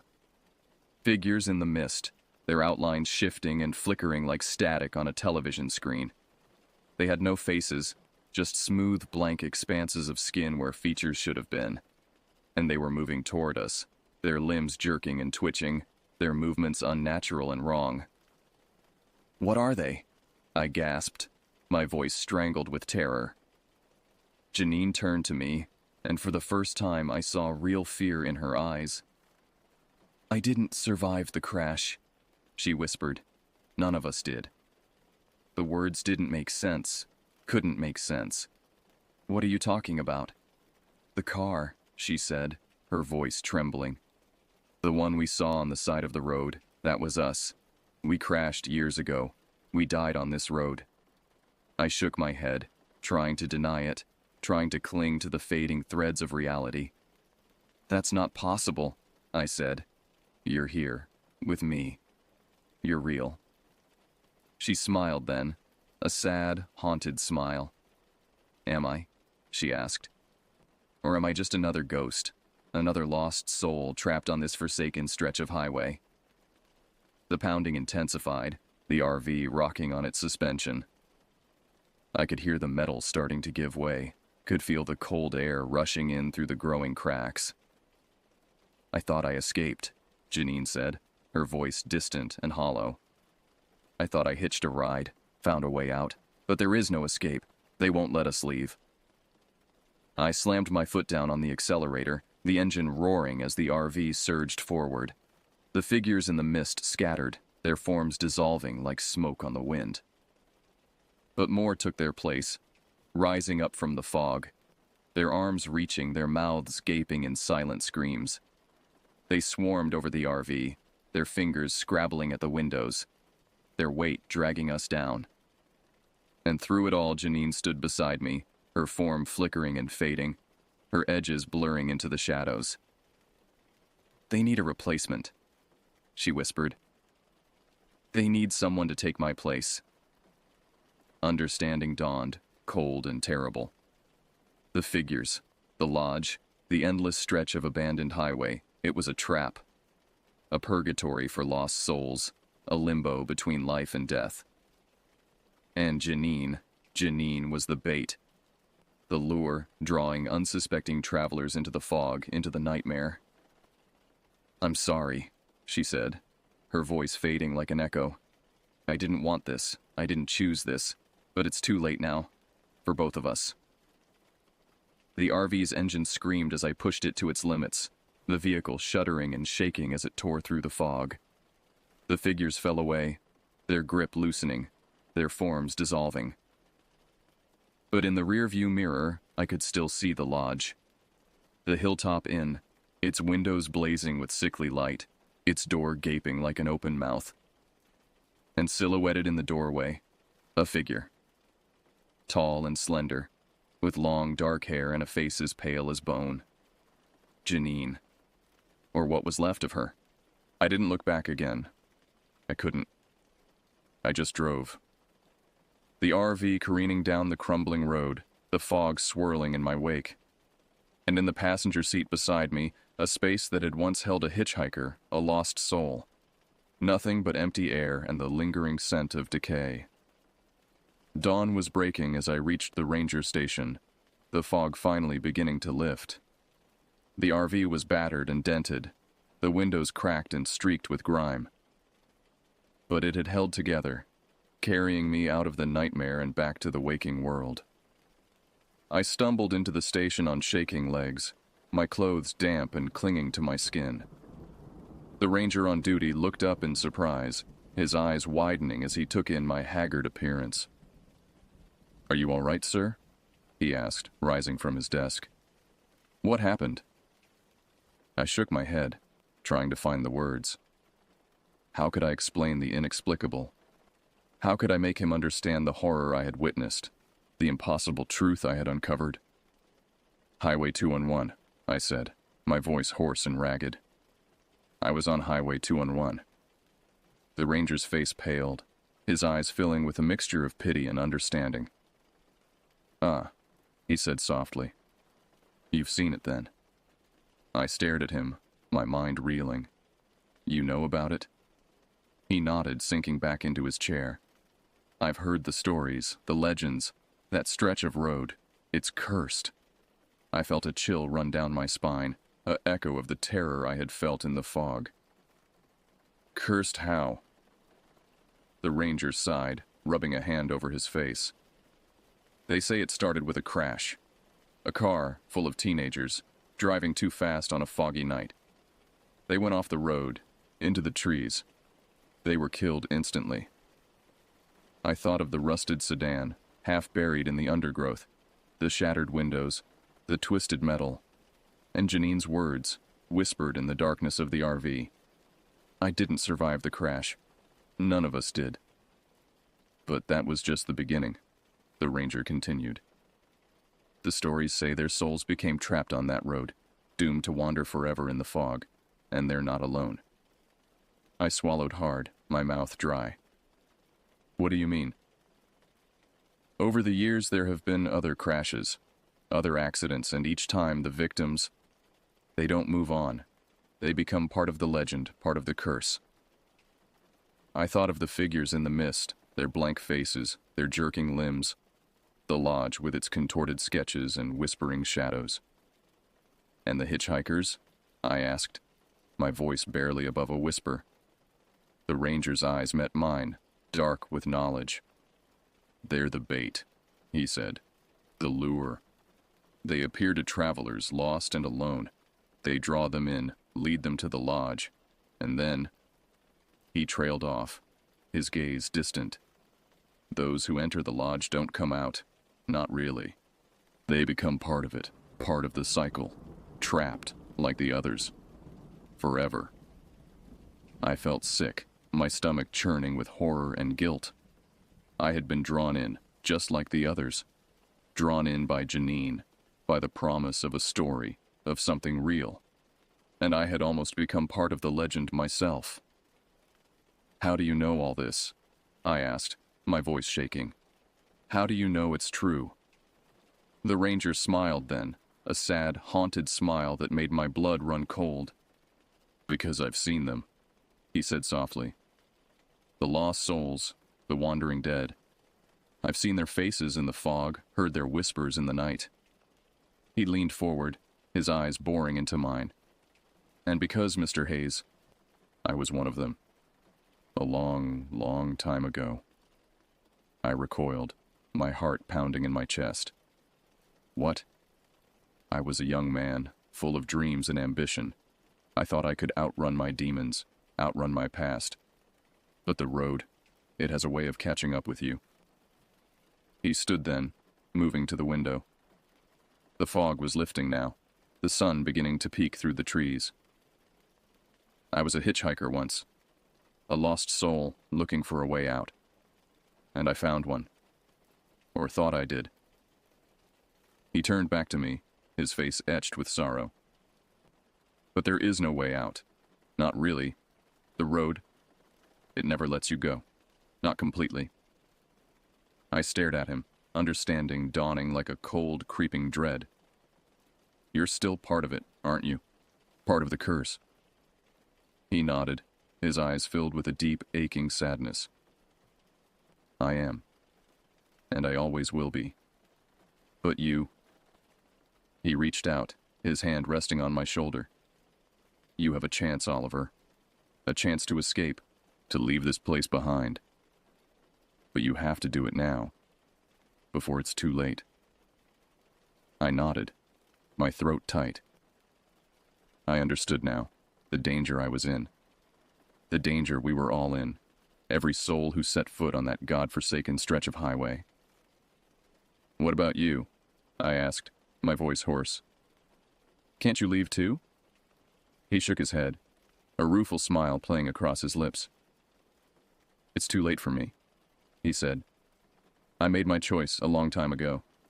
But you still have a choice to make. I stood then, my legs shaking beneath me. I knew what I had to do, knew the only path that lay before me. I had to leave. Had to put Highway 211 and its horrors behind me. Had to cling to the fragile thread of sanity that still remained.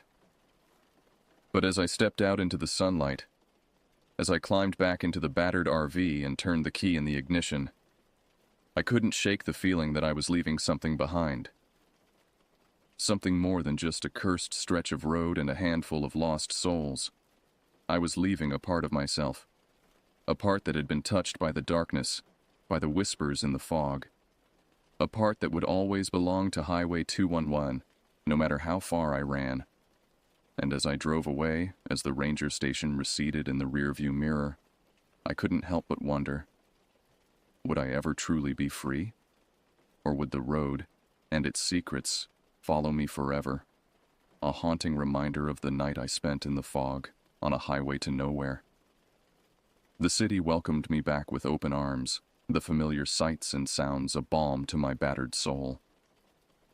But even as I settled back into the rhythms of my life, even as I tried to lose myself in the bustle and noise, I couldn't shake the memories of Highway 211.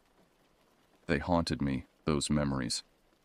The faces in the fog, the whispers in the darkness. Janine's sad, haunted eyes, her final words echoing in my mind. They need a replacement. They need someone to take my place. I threw myself into my work, trying to bury the past beneath a mountain of new projects and commissions. But even as I lost myself in the viewfinder of my camera, even as I captured the beauty and chaos of the city, I could feel the weight of what I had seen pressing down on me. It was the photos that finally broke me. The ones I had taken at the lodge, in those brief, terrifying moments before the truth had been revealed. I had almost forgotten about them, the memory cards tucked away in the bottom of my camera bag. But as I sat at my computer one night, sorting through the images from a recent shoot, I stumbled across them. And there, staring back at me from the screen, was Janine. She looked just as she had in those final moments, her face pale and ghostly in the dim light of the lodge. But it was her eyes that caught me, that held me transfixed. They were wide and staring, filled with a desperate, pleading fear. And in their depths, I could see the reflection of the lodge's windows, the contorted faces pressed against the glass. I scrolled through the other photos, my heart pounding in my chest. And there, in the background of each shot, was a figure. Tall and slender, with long, dark hair and a face as pale as bone. Janine. Or what was left of her. I felt a chill run down my spine, a sickening sense of dread settling in the pit of my stomach. I had brought something back with me, something more than just memories and nightmares. I had brought back proof. Proof of the impossible, of the horrors that lurked on that abandoned stretch of highway. And with that proof came a responsibility, a duty to warn others, to prevent them from falling prey to the same fate that had claimed Janine, and so many others. I began to research, to dig deeper into the legends and stories surrounding Highway 211. And the more I learned, the more I came to understand the true nature of the curse that haunted that lonely road. It was a hunger, a desperate need for new souls to feed upon, a cycle of death and entrapment, played out over and over again in the fog and the darkness. And at the center of it all, the lodge, the Hilltop Inn, with its promises of shelter and respite, its lure of warmth and safety in the midst of the storm. But there was no safety there, no warmth, no comfort, only a trap, a prison for the lost and the damned. I knew then what I had to do, knew the only way to break the cycle, to set the souls of Highway 211 free. I had to go back, had to face the horrors of the road once more, had to confront the demons that lurked in the fog. And so, on a cold, gray morning, I found myself back behind the wheel of the RV, the engine rumbling to life beneath me. The road stretched out before me, a ribbon of cracked asphalt disappearing into the mist. I felt a shiver run through me, a primal sense of dread that made my skin crawl. But I pushed it down, focused on the task at hand. I had a mission now, a purpose, and I wouldn't rest until it was fulfilled, until the lost souls of Highway 211 were finally set free, even if it meant sacrificing myself in the process. The fog was waiting for me. It rolled in as soon as I crossed the boundary line, a thick, impenetrable wall of white that swallowed the road and the trees whole. But this time, I was ready for it. I had come prepared, armed with knowledge and determination. I knew the secrets of the road now, knew the tricks and traps that lay in wait. And I had a plan. I drove slowly, my headlights barely piercing the gloom. The RV shuddered and groaned beneath me, the engine straining against the weight of the fog. But I pushed on, my eyes fixed on the road ahead. I knew what I was looking for, knew the signs and markers that would lead me to my destination. And there, looming out of the mist like a ghostly sentinel, was the lodge. The Hilltop Inn, its windows dark and empty, its door gaping open like a mouth. I parked the RV, my heart pounding in my chest. This was it, the moment of truth, the point of no return. I stepped out into the fog, the damp, musty air filling my lungs, and there, waiting for me on the sagging porch, was Janine. She looked just as she had in life, her dark hair falling in waves around her shoulders, her eyes wide and haunted. But there was something else there too, a flicker of hope, of desperate longing. "You came back," she whispered, her voice barely audible over the whispering of the fog. I nodded, my throat tight. I had to. I couldn't leave you here, couldn't let this place claim anyone else. She smiled then, a sad, knowing smile. "But you can't save us, Oliver. No one can. We're bound to this place, to the road. Forever." I shook my head, a fierce determination filling me. "No, not forever. I know how to break the cycle, how to set you free." Her eyes widened, a flicker of hope sparking to life within them. "How?" I reached into my pocket, my fingers closing around the object I had carried with me.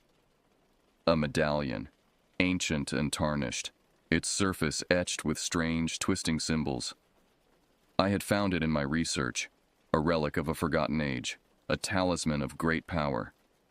And I knew, with a bone-deep certainty, that it was the key to unlocking the curse of Highway 211. "With this," I said, holding it up to the light, "with the power of the ancients, the magic of the old ways." Janine's eyes fixed on the medallion, glowing with a desperate, feverish hope. The ancient metal seemed to pulse in my hand, emanating a power that thrummed through my veins like electricity. "How did you find this?" she breathed, her voice barely above a whisper. "How did you know?" I smiled, a grim but triumphant smile. "I did my research," I said. "After I left this place, after I escaped the fog, I couldn't stop thinking about it. About you. About all the lost souls trapped on this forsaken stretch of road." I paused, gathering my thoughts. This was important. I needed her to understand. Needed her to believe. "You see, Janine, this medallion is more than just a piece of old metal. It's a conduit, a channel for an ancient power. A power older than the curse that binds you here, older than the road itself." I held it up, letting the dim light of the lodge glint off its surface. The symbols seemed to dance and writhe, alive with a cryptic meaning. The ancients knew of places like this, thin places where the veil between worlds grows thin and ragged, places where the lost and the damned can become trapped, ensnared by their own grief and regret. Janine was listening intently now, her eyes wide and unblinking. I could feel the weight of her gaze, the desperate, clawing hope that emanated from her in waves. "They also knew how to break such curses," I continued. "How to shatter the chains that bind the wayward dead to the mortal plane. And that knowledge, that power, it's contained within this medallion." I took a step closer, the fog swirling around us like a living thing. "With this, Janine, I can set you free. I can release you, and all the others, from your purgatory. I can let you move on, to whatever awaits you beyond the veil." She was trembling now, her form flickering like a candle in the wind. "Please," she whispered. "Please, Oliver, I'm so tired. We're all so tired. The road, the lodge, they won't let us rest. They won't let us go." I nodded, understanding. "I know, but it ends now." I raised the medallion, holding it aloft like a beacon in the darkness. The symbols flared to life, glowing with an otherworldly light. By the power of the ancients, I intoned, my voice ringing out through the fog. By the will of those who came before, I break this curse. I shatter these chains. I release the lost and the damned from their bondage. The light from the medallion grew brighter, harsher. It pierced the fog like a lance, cutting through the murk and the gloom. And then, with a sound like shattering glass, the curse broke. I felt it, deep in my bones. A great unraveling, a cosmic untangling of knots and snarls. The fog began to dissipate, shredding away like cobwebs in a gale. And the lodge began to change. Its walls seemed to ripple and waver, like a mirage in the desert heat. The contorted faces in the windows faded, replaced by a warm, welcoming light. And Janine was changing too. Her form was becoming more solid, more real. The haunted, desperate look was fading from her eyes, replaced by a profound peace and serenity. "Thank you," she whispered. "Thank you, Oliver, for everything." And then, in a shimmer of light and a whisper of wind, she was gone. They were all gone. The lost souls of Highway 211, released at last from their imprisonment, free to move on, to find their way to whatever lay beyond. And I stood alone in the middle of the road, the medallion cold and inert in my hand. The fog was gone, the sun shining down from a clear blue sky. I had done it. I had broken the curse, had set the ghosts of the highway to rest. But as I stood there, basking in the warmth of the sun and the satisfaction of a job well done, I couldn't shake the feeling that this wasn't the end, that there were other lost souls out there, other cursed places waiting to be found and freed. And I knew, with a bone-deep certainty, that this was my calling now, my mission, my purpose. I was Oliver Hayes, Ghostbreaker, Curse Lifter, and I had work to do.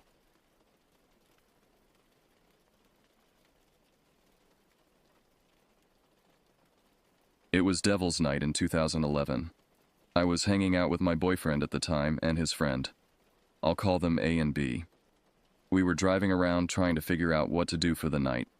And with it being a creepy night, ghost hunting was definitely top priority. But we weren't sure where we'd end up. B said, "Why don't we go to the old tuberculosis hospital in the next town?" I had never been there, but old abandoned hospitals where all this hurting and death occurred really had my interest. So, we drove the short distance to the hospital. Truth be told, this was not totally legal. So we parked down the street at the local bar and made our way to the hospital on foot. Upon walking onto the property, I instantly got an uneasy feeling. But I saw it, this monstrous Gothic-style hospital. We made our way to the back of the building, looking for a way in. B found a loose panel of wood covering a window on the ground floor. A went in first, then I entered. Remember how I said I had an uneasy feeling? Well, it was about to start turning into signs that we should not be there. As B was climbing through the window, he somehow twisted his knee and could barely walk after getting into the building. As A was talking to B, trying to figure out if we should even continue, even though we just got there, I started to look around the room we were in. It looked like some kind of waiting room area, but much bigger. There were chairs stacked up along the walls and a random wheelchair sitting in the middle of the room. B agreed that he was okay to go on. He didn't want to ruin the night. We slowly made our way deeper into the hospital. Oled and I followed behind him, trying to stay close since we only had 2 flashlights, and B was following behind us going at his own pace. We came across a long hallway with doors all open. There were piles of burned patient files, looking like they were trying to hide things that went on in there. As we walked along, the guys told me that this place, after being a TB hospital, was turned into a state mental hospital. We all know how people were treated back then, not very well. I walked into a room that still had patient files that weren't burned yet. I rummaged through some of the files. Some of the worst cases were there by some of the files I'd read. So we continued down this long, creepy corridor. I was shining my flashlight into the rooms as we walked down the hallway. Everything was there. Everything. Like someone came in, told everyone to get out, and they all left and tried to burn the evidence. Not doing a very good job of it. I saw a room with tubs, I'm guessing ice bath therapy, and also a machine that looked like an electroshock therapy device. At the end of the long T-shaped hallway, you could go left to the cafeteria or right to the elevators and stairs. Me being a stupid teenager seeing a chalkboard, I wrote my name on it, and after doing so, I turned around to look to see where the guys were. I started to walk closer to the elevators, which had doors open, and the elevators at the bottom of the shaft. As I walked past the open elevator doors, I noticed that the exit sign and the emergency lights had turned on. Now that should not be possible. There was absolutely no power left to the building. None. As I turned around to ask the guys if those lights should be on, all of a sudden the entire side of the building lit up. We hurried to hide, knowing darn well it was probably the cops. Now our hiding was fast, so not too much time to find a room or whatever. A hid to my left by a bunch of tables. B to the right of me, and me right in front of the open elevator doors. Slowly, the lights from outside began to move around the building. We sat there for a good 20 to 30 minutes, while the lights continually circled the building. As we were hiding, we began to hear noises coming from down the hall, and above us, and just everywhere around. We knew the cops had entered the building, and they were searching for us. Crashing noises like they were overturning the tables and opening doors. After what felt like an eternity, listening to all these noises around us, the lights came around one more time. Where I was sitting, I could see down the hallway, and when the lights made that last turn, I looked to a door that I saw movement at. To my horror, as the light started to light up that room from the outside, I saw a man dressed as a doctor exit the door I was looking at. He walked out of the room and turned towards me. He made eye contact, and he threw his arms up, turned, and walked down the hallway. I asked the guys if they had seen what I had, and they said no. At that point, I was ready to get the heck out of there. So, me being completely freaked out, the guys agreed that the cops had no idea where we were hiding. We would just make it easier on them. We would come out and turn ourselves in, since it didn't seem like they were going to leave. So we made our way out of the hospital, back down that long, scary hallway where I just saw a doctor walk out of a room. As we made our way back to the window that we had entered through, the cop grabbed us one by one and dragged us out through the window and threw us against the building. When we were all lined up along the wall, the cop demanded to know if there was anyone else with us. I said, "No, it's just us." "Why? Did you find anyone else?" "We heard you moving things around looking for us." He looked me in the eyes and said, "No, we never entered the building. We just drove around the building, shining our spotlight through the windows. And the only reason we didn't leave was because every turn we made, we saw someone walking around it." At that moment, I realized all those noises we'd heard were probably the ghosts of the residents and the patients that once occupied the building. Now, it being not so legal, we did get booked for breaking and entering, which I had to do community service for. Now, years later, being an avid, creepy paranormal lover, I was watching Paranormal Caught on Camera, and this building made the show. A man was ghost hunting and was in the basement. He caught an apparition that moved and looked exactly like the doctor that I saw that night. Still to this day, that hospital scares me, but it also still draws me in. I drive past it every once in a while when I'm in that area. I would love to know who or what I saw and heard that night.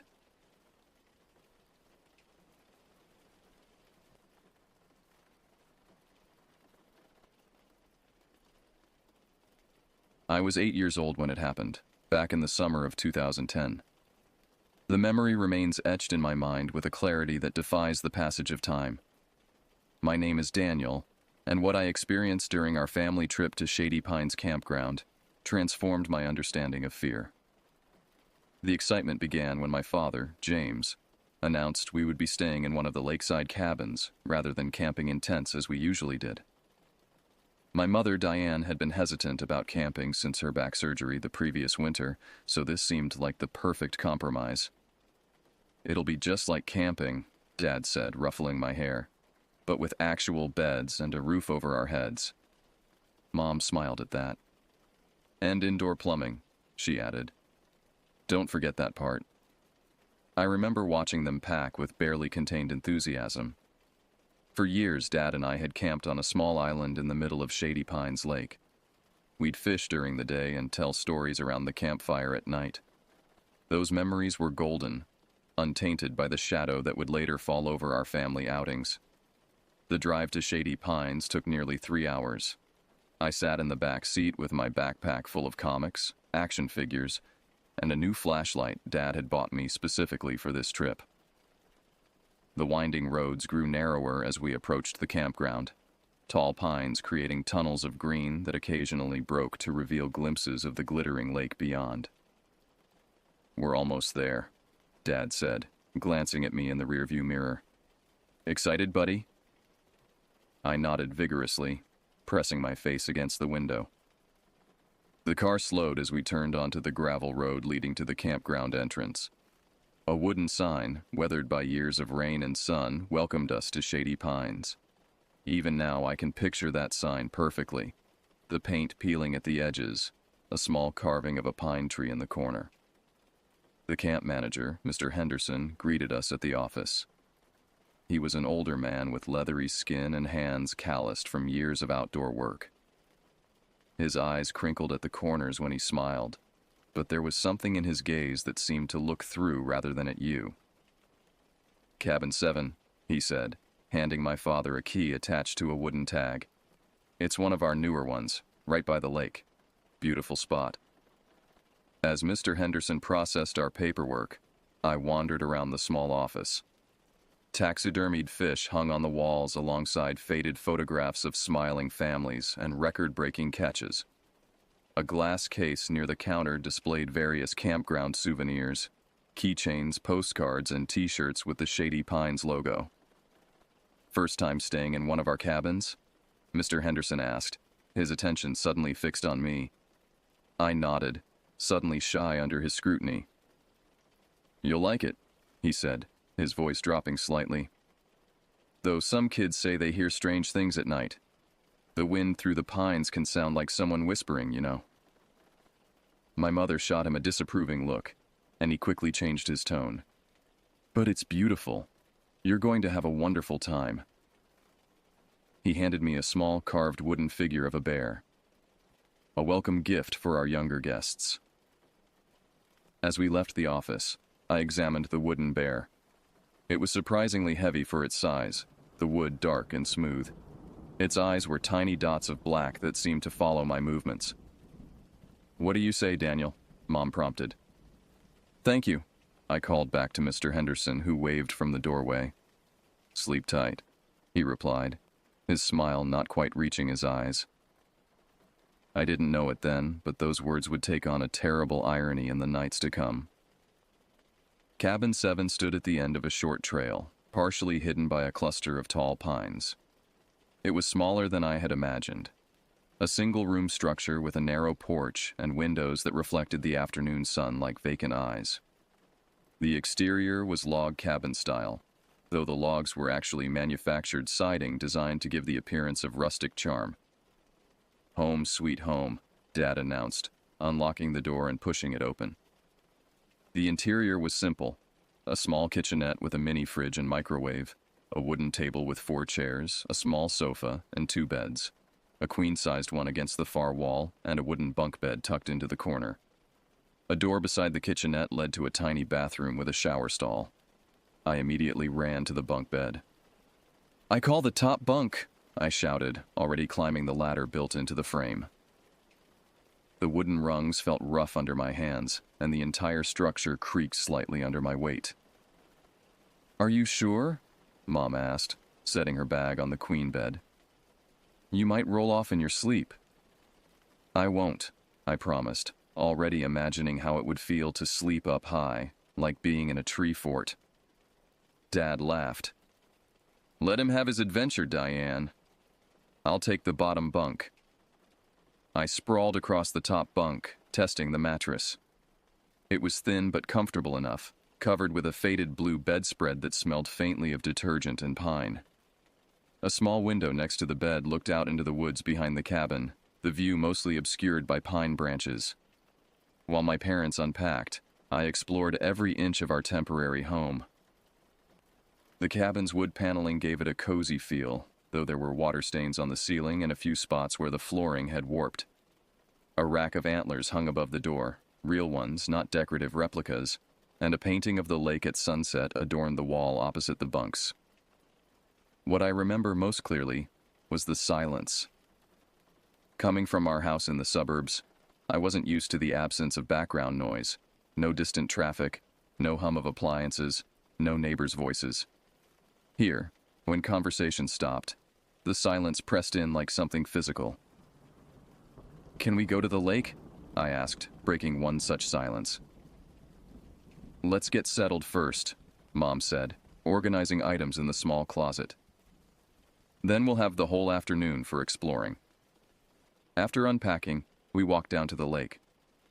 The water stretched out before us, vast and still, reflecting the blue sky and surrounding pines like a perfect mirror. A small dock extended about 20 feet into the water, and several canoes were tied up alongside it. "Remember when we caught that huge bass last year?" Dad asked, pointing toward the island in the center of the lake. "Right off the northern shore of the island," I nodded enthusiastically. "Can we go fishing tomorrow?" "Absolutely," he promised. First thing in the morning. We spent the remainder of the afternoon exploring the campground. I rode my bike along the gravel roads while my parents walked behind, holding hands and talking quietly. The other cabins were similar to ours, though most were occupied by couples without children. I remember seeing only one other kid, a girl slightly older than me who was reading on the porch of cabin 3. She waved as I rode past, but her parents called her inside before we could talk. As the sun began to set, we returned to our cabin for dinner. Mom had packed sandwiches for our first night, and we ate at the small wooden table, planning our activities for the week ahead. "Fishing tomorrow," Dad said, marking it on the campground map with a pen. "Then maybe hiking the North Trail in the afternoon." "And swimming," I added. "Don't forget swimming." The evening passed pleasantly enough. Dad taught me how to play gin rummy, and Mom read her novel on the sofa. The cabin grew darker as night fell, the single overhead light casting long shadows across the walls. Outside, crickets began their nightly chorus, and occasionally, we heard the distant hoot of an owl. By 9 o'clock, my eyelids were growing heavy. The excitement of the day, combined with the fresh air, had tired me out completely. "Bedtime for you, I think," Mom said, noticing my yawns. I changed into my pajamas and brushed my teeth in the tiny bathroom. The mirror above the sink was spotted with age, and the fluorescent light buzzed intermittently, flickering just often enough to be unsettling. When I emerged, Dad was already in the bottom bunk reading a fishing magazine. "All set for your first night in the top bunk?" he asked. I nodded, climbing the wooden ladder. The rungs creaked under my weight, a sound that would later take on horrifying significance. Mom kissed me goodnight, tucking the thin blanket around me. "Sleep well, sweetheart. If you need anything, we're right here." I settled into the unfamiliar bed, my new flashlight and a comic book beside my pillow. The mattress crackled slightly, protected by a plastic cover beneath the sheet, and the bunk frame squeaked whenever I moved. Through the small window, I could see only darkness and the vague silhouettes of pine branches swaying in the night breeze. For about 20 minutes, I read my comic by flashlight, the small beam creating a perfect circle of light on the colorful pages. Gradually, my eyes grew heavier, and I clicked off the light, settling into the darkness that would soon become my enemy. I'm not sure how long I slept before waking. It might have been minutes or hours. In the disorienting darkness of the cabin, time seemed to lose all meaning. What I do know is that when I opened my eyes, the darkness was absolute. My first thought was confusion. At home, my bedroom was never completely dark. The glow of the hallway nightlight always seeped under my door, and the street lamp outside my window cast patterns across my ceiling. Here, the darkness was total, pressing against my eyes like a physical presence. I blinked repeatedly, trying to force my vision to adjust. Slowly, shapes began to emerge from the blackness. The outline of the window, the darker rectangle of the bathroom door, the faintest hint of my father's sleeping form in the bunk below. I could hear his deep, rhythmic breathing, occasionally punctuated by a soft snore. From across the room came my mother's lighter breathing. I'm not sure what woke me initially. Perhaps a noise from outside, or simply the unfamiliarity of the bed. Whatever the cause, sleep now seemed impossibly distant. I shifted positions, trying to find comfort on the thin mattress, but the plastic cover crinkled loudly with every movement. The night sounds of the forest pressed against the cabin walls. Wind rustled through pine needles, creating a constant whispering backdrop. Occasionally, branches would scrape against the roof or walls with a sound like fingernails. Somewhere in the distance, an animal called out, a high, keening sound that raised the hair on my arms. I reached for my flashlight but hesitated before turning it on. Something about the darkness felt watchful, as if turning on the light would announce my wakefulness to whatever lurked in the shadows. Instead, I pulled the blanket tighter around me and tried to control my breathing, counting slowly as I inhaled and exhaled. Minutes stretched endlessly. I tried every trick I knew to fall back asleep, counting sheep, repeating the alphabet backward, imagining myself floating on a cloud. Nothing worked. Each time I approached the edge of sleep, something would jolt me back to full alertness. A creak from the cabin, a sudden silence in the forest's night chorus, the feeling of being watched. The woods outside had fallen unnaturally quiet.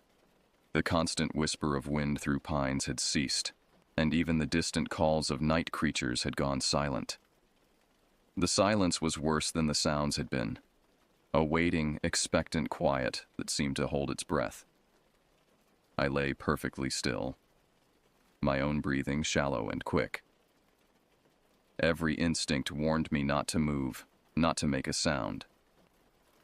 Something had changed in the atmosphere of the cabin. The darkness felt heavier, more concentrated, particularly in the corner farthest from my bunk.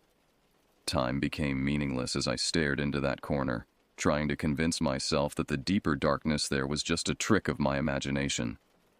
But the longer I looked, the more certain I became that something was gathering in that space. Something that absorbed rather than reflected the faint ambient light. Just as I was about to wake my father, I heard it. Laughter. Not human laughter. Nothing that could have come from a person's throat. It began as a low, gurgling chuckle, like water flowing over stones, then transformed into something higher pitched and fractured. The sound seemed to come from everywhere at once. From the dark corner, from outside the window, from directly beneath my bunk. I froze, unable even to scream. The sound cut off abruptly, leaving a silence so complete I could hear the blood rushing in my ears. Then came the second sound, the one that haunts my nightmares to this day. A soft, deliberate creak of wood. Then another, and another. Something was climbing the ladder to my bunk. Each creak corresponded perfectly to the rungs of the wooden ladder built into the frame. Creak, one rung, pause, creak, second rung, pause. The methodical pace made it worse somehow, suggesting a terrible patience, an absolute certainty. I could see the ladder from where I lay, but there was nothing visible on it. The rungs bent slightly under weight that I couldn't see, the wood protesting with each new step. Whatever was climbing toward me was invisible in the darkness, or perhaps made of darkness itself. When the fifth rung creaked, I finally found my voice. "Dad!" I screamed, the word tearing from my throat. "Mom! Help!" The climbing stopped instantly. My parents startled awake, my father sitting up so quickly he banged his head on the bottom of my bunk. "What? What is it?" he called, his voice thick with sleep. There's something climbing up to me. I sobbed, curling into the farthest corner of my bunk, as far from the ladder as possible. The overhead light came on as my mother found the switch. The sudden brightness made me squint, but I immediately looked toward the ladder. Nothing was there. The rungs were empty, the wooden frame still. "Daniel, what's wrong?" Mom asked, hurrying to the bunk bed. "Did you have a bad dream?" "No," I insisted, tears streaming down my face. "I heard it laughing, and then it was climbing up the ladder to get me." Dad was examining the ladder now, running his hand along the wooden frame. "There's nothing here, buddy. You must have been dreaming." "I wasn't asleep. I was awake for a long time before it happened." My parents exchanged that look, the one adults give each other when they think a child is being irrational. It only made me more frantic. "I heard it," I insisted. "First it laughed, and then it started climbing." "What laughed?" Mom asked gently, sitting on the edge of my father's bunk. "What did it sound like?" I struggled to find words. "Not like a person. Like something pretending to be happy but really isn't. And wet somehow." Even to my own ears, the description sounded inadequate, failing to capture the bone-deep wrongness of that sound. "There's nothing in the cabin with us," Dad said firmly, checking the locks on the door and windows. "Everything's secure." "I want to come down," I whispered. Dad helped me climb down from the top bunk. I refused to touch the ladder, and Mom made me a cup of hot chocolate from a packet she'd packed. My hands shook so badly that she had to hold the mug for me. "It was just a nightmare," she soothed, stroking my hair. "The first night in a strange place can do that." "Can I sleep with you?" I asked, hating how small my voice sounded. Mom looked at Dad, who nodded almost imperceptibly. "Of course," she said. "Just for tonight." I ended up wedged between my parents in the queen bed, too frightened even to close my eyes. They fell back asleep eventually, but I remained awake until the first gray light of dawn filtered through the curtains, listening to the cabin's every creak and groan, terrified of hearing that laughter again. Morning arrived with merciful brightness, sunlight streaming through the windows and transforming the cabin into a completely ordinary space. The corner that had seemed to harbor concentrated darkness was just that, a corner containing nothing more threatening than a broom leaning against the wall. I watched my parents move around the cabin, preparing breakfast and discussing plans for the day with casual normalcy. How could they not feel it? The cabin had changed during the night, taking on a malevolent personality that the sunshine couldn't quite erase. Every creak of the floorboards made me flinch. "Sleep okay after all the excitement?" Dad asked, ruffling my hair as he passed. I nodded, not wanting to admit that I hadn't slept at all. Something told me that acknowledging my fear would only make it more real, give it more power. "Great! How about we head out for some fishing after breakfast? The bass are supposed to be biting early this time of year." Part of me wanted to refuse, to insist that we pack our things and leave immediately. But the greater part, the part that still wanted to be the brave son my father expected, nodded again. "Yes, please." Breakfast was simple, cereal with milk from the mini fridge and sliced bananas. I pushed the food around my bowl, taking mechanical bites when my mother glanced my way. My appetite had vanished, replaced by a constant, low-level nausea that intensified whenever I looked at the bunk bed. "Maybe we should look into that nightmare," Mom said quietly to Dad when she thought I wasn't listening. He seemed really scared. Dad dismissed her concern with a wave. "Kids have nightmares. New place, strange sounds. He'll be fine once he gets used to it." But I wasn't fine. Even in the bright morning light, I couldn't shake the feeling of being watched. The cabin seemed to hold its breath when we weren't speaking, waiting for something. I stayed close to my parents as we prepared for our fishing trip, never allowing myself to be alone in any part of the cabin. Outside, the day was perfect. The sky stretched blue and cloudless above the pines, and the lake sparkled in the sunlight. A light breeze carried the scent of pine and fresh water, along with the distant sounds of other campers starting their day. Everything seemed normal, safe. We walked to the dock where the rental boats were kept. Mr. Henderson was there, checking the engines on several small motorboats. "Morning, folks," he called cheerfully. "Perfect day for fishing." "That's what we're hoping," Dad replied, signing the rental form. "Any tips on where they're biting?" As the men discussed fishing spots, Mr. Henderson's gaze drifted to me. His smile faltered slightly. "Rough night, son?" he asked, his voice lowered. I stared at him, startled by the question. How could he know?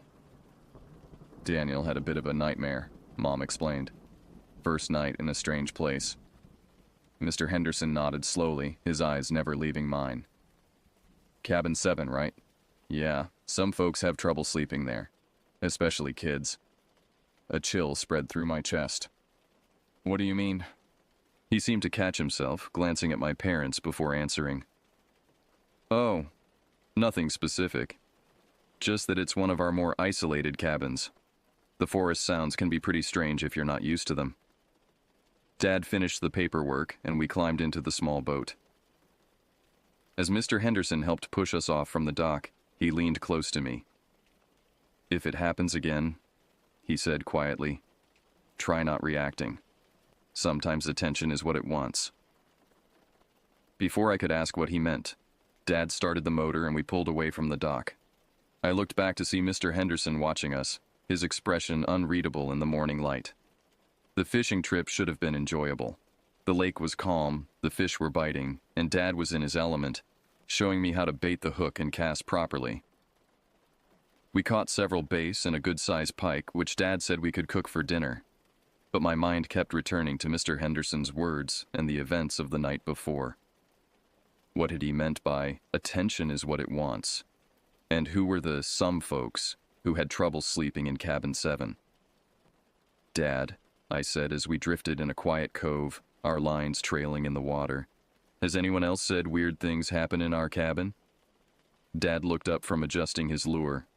"What? No, of course not. Why would you ask that?" "Mr. Henderson said people have trouble sleeping there." Dad frowned. "He shouldn't be saying things like that to a kid. No wonder you had nightmares." "But..." "No buts, Daniel. There's nothing wrong with the cabin. It's just a building made of wood and nails, and wood makes noise when it expands and contracts with temperature changes. That's all you heard." His tone made it clear the subject was closed. I turned my attention back to my fishing rod, but the seed of doubt had been planted. If there was nothing unusual about Cabin 7, why had Mr. Henderson specifically mentioned it? We returned to shore around midday with our catch. Mom had prepared a picnic lunch, which we ate at one of the tables near the lake. Other families were out enjoying the fine weather, swimming, boating, playing frisbee on the narrow strip of beach. Everything seemed so normal, so safe in the daylight. After lunch, we hiked one of the trails that wound through the forest surrounding the lake. The path was well maintained but narrow, forcing us to walk single file in many places. Dad led the way, pointing out interesting plants and the occasional wildlife. Mom followed, taking photographs of particularly scenic spots. I stayed close behind her, unwilling to be last in line with the forest at my back. The trail eventually opened onto a small clearing with a magnificent view of the lake and surrounding mountains. A wooden bench had been placed at the edge of the clearing, offering weary hikers a place to rest and enjoy the vista. "Perfect timing," Dad said, checking his watch. "We can rest here for a bit before heading back." As my parents sat on the bench, admiring the view and consulting the trail map, I wandered around the edge of the clearing. The afternoon sun filtered through the pine branches, creating patterns of light and shadow on the forest floor. Despite my lingering unease, the beauty of the place was undeniable. At the far side of the clearing, partially hidden by a large boulder, I found a small wooden structure. At first, I thought it was some kind of trail marker or perhaps a birdhouse. But as I drew closer, I realized it was a miniature cabin. An exact replica of Cabin 7. down to the smallest detail. My heart began to race as I circled the structure. It couldn't be a coincidence. The placement of the windows, the small porch, even the number 7 carved into the tiny door, everything matched our cabin perfectly. But what truly froze my blood was what I saw when I peered through one of the tiny windows, a small wooden bunk bed with a minuscule ladder leading to the top bunk.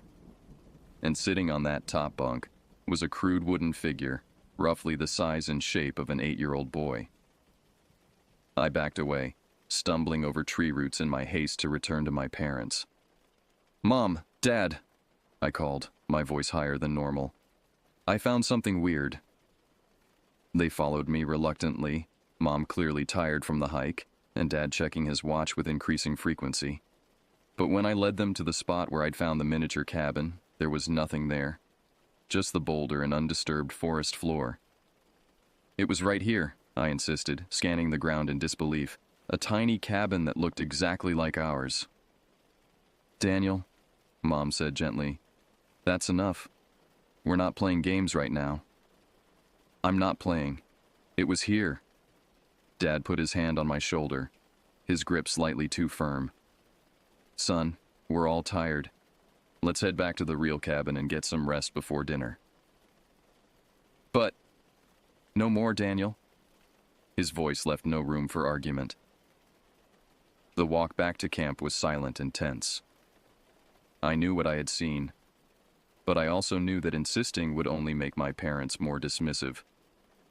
Instead, I retreated into my thoughts, trying to make sense of everything that had happened since our arrival. The miniature cabin, Mr. Henderson's warning, the climbing sounds on the ladder. They were connected somehow.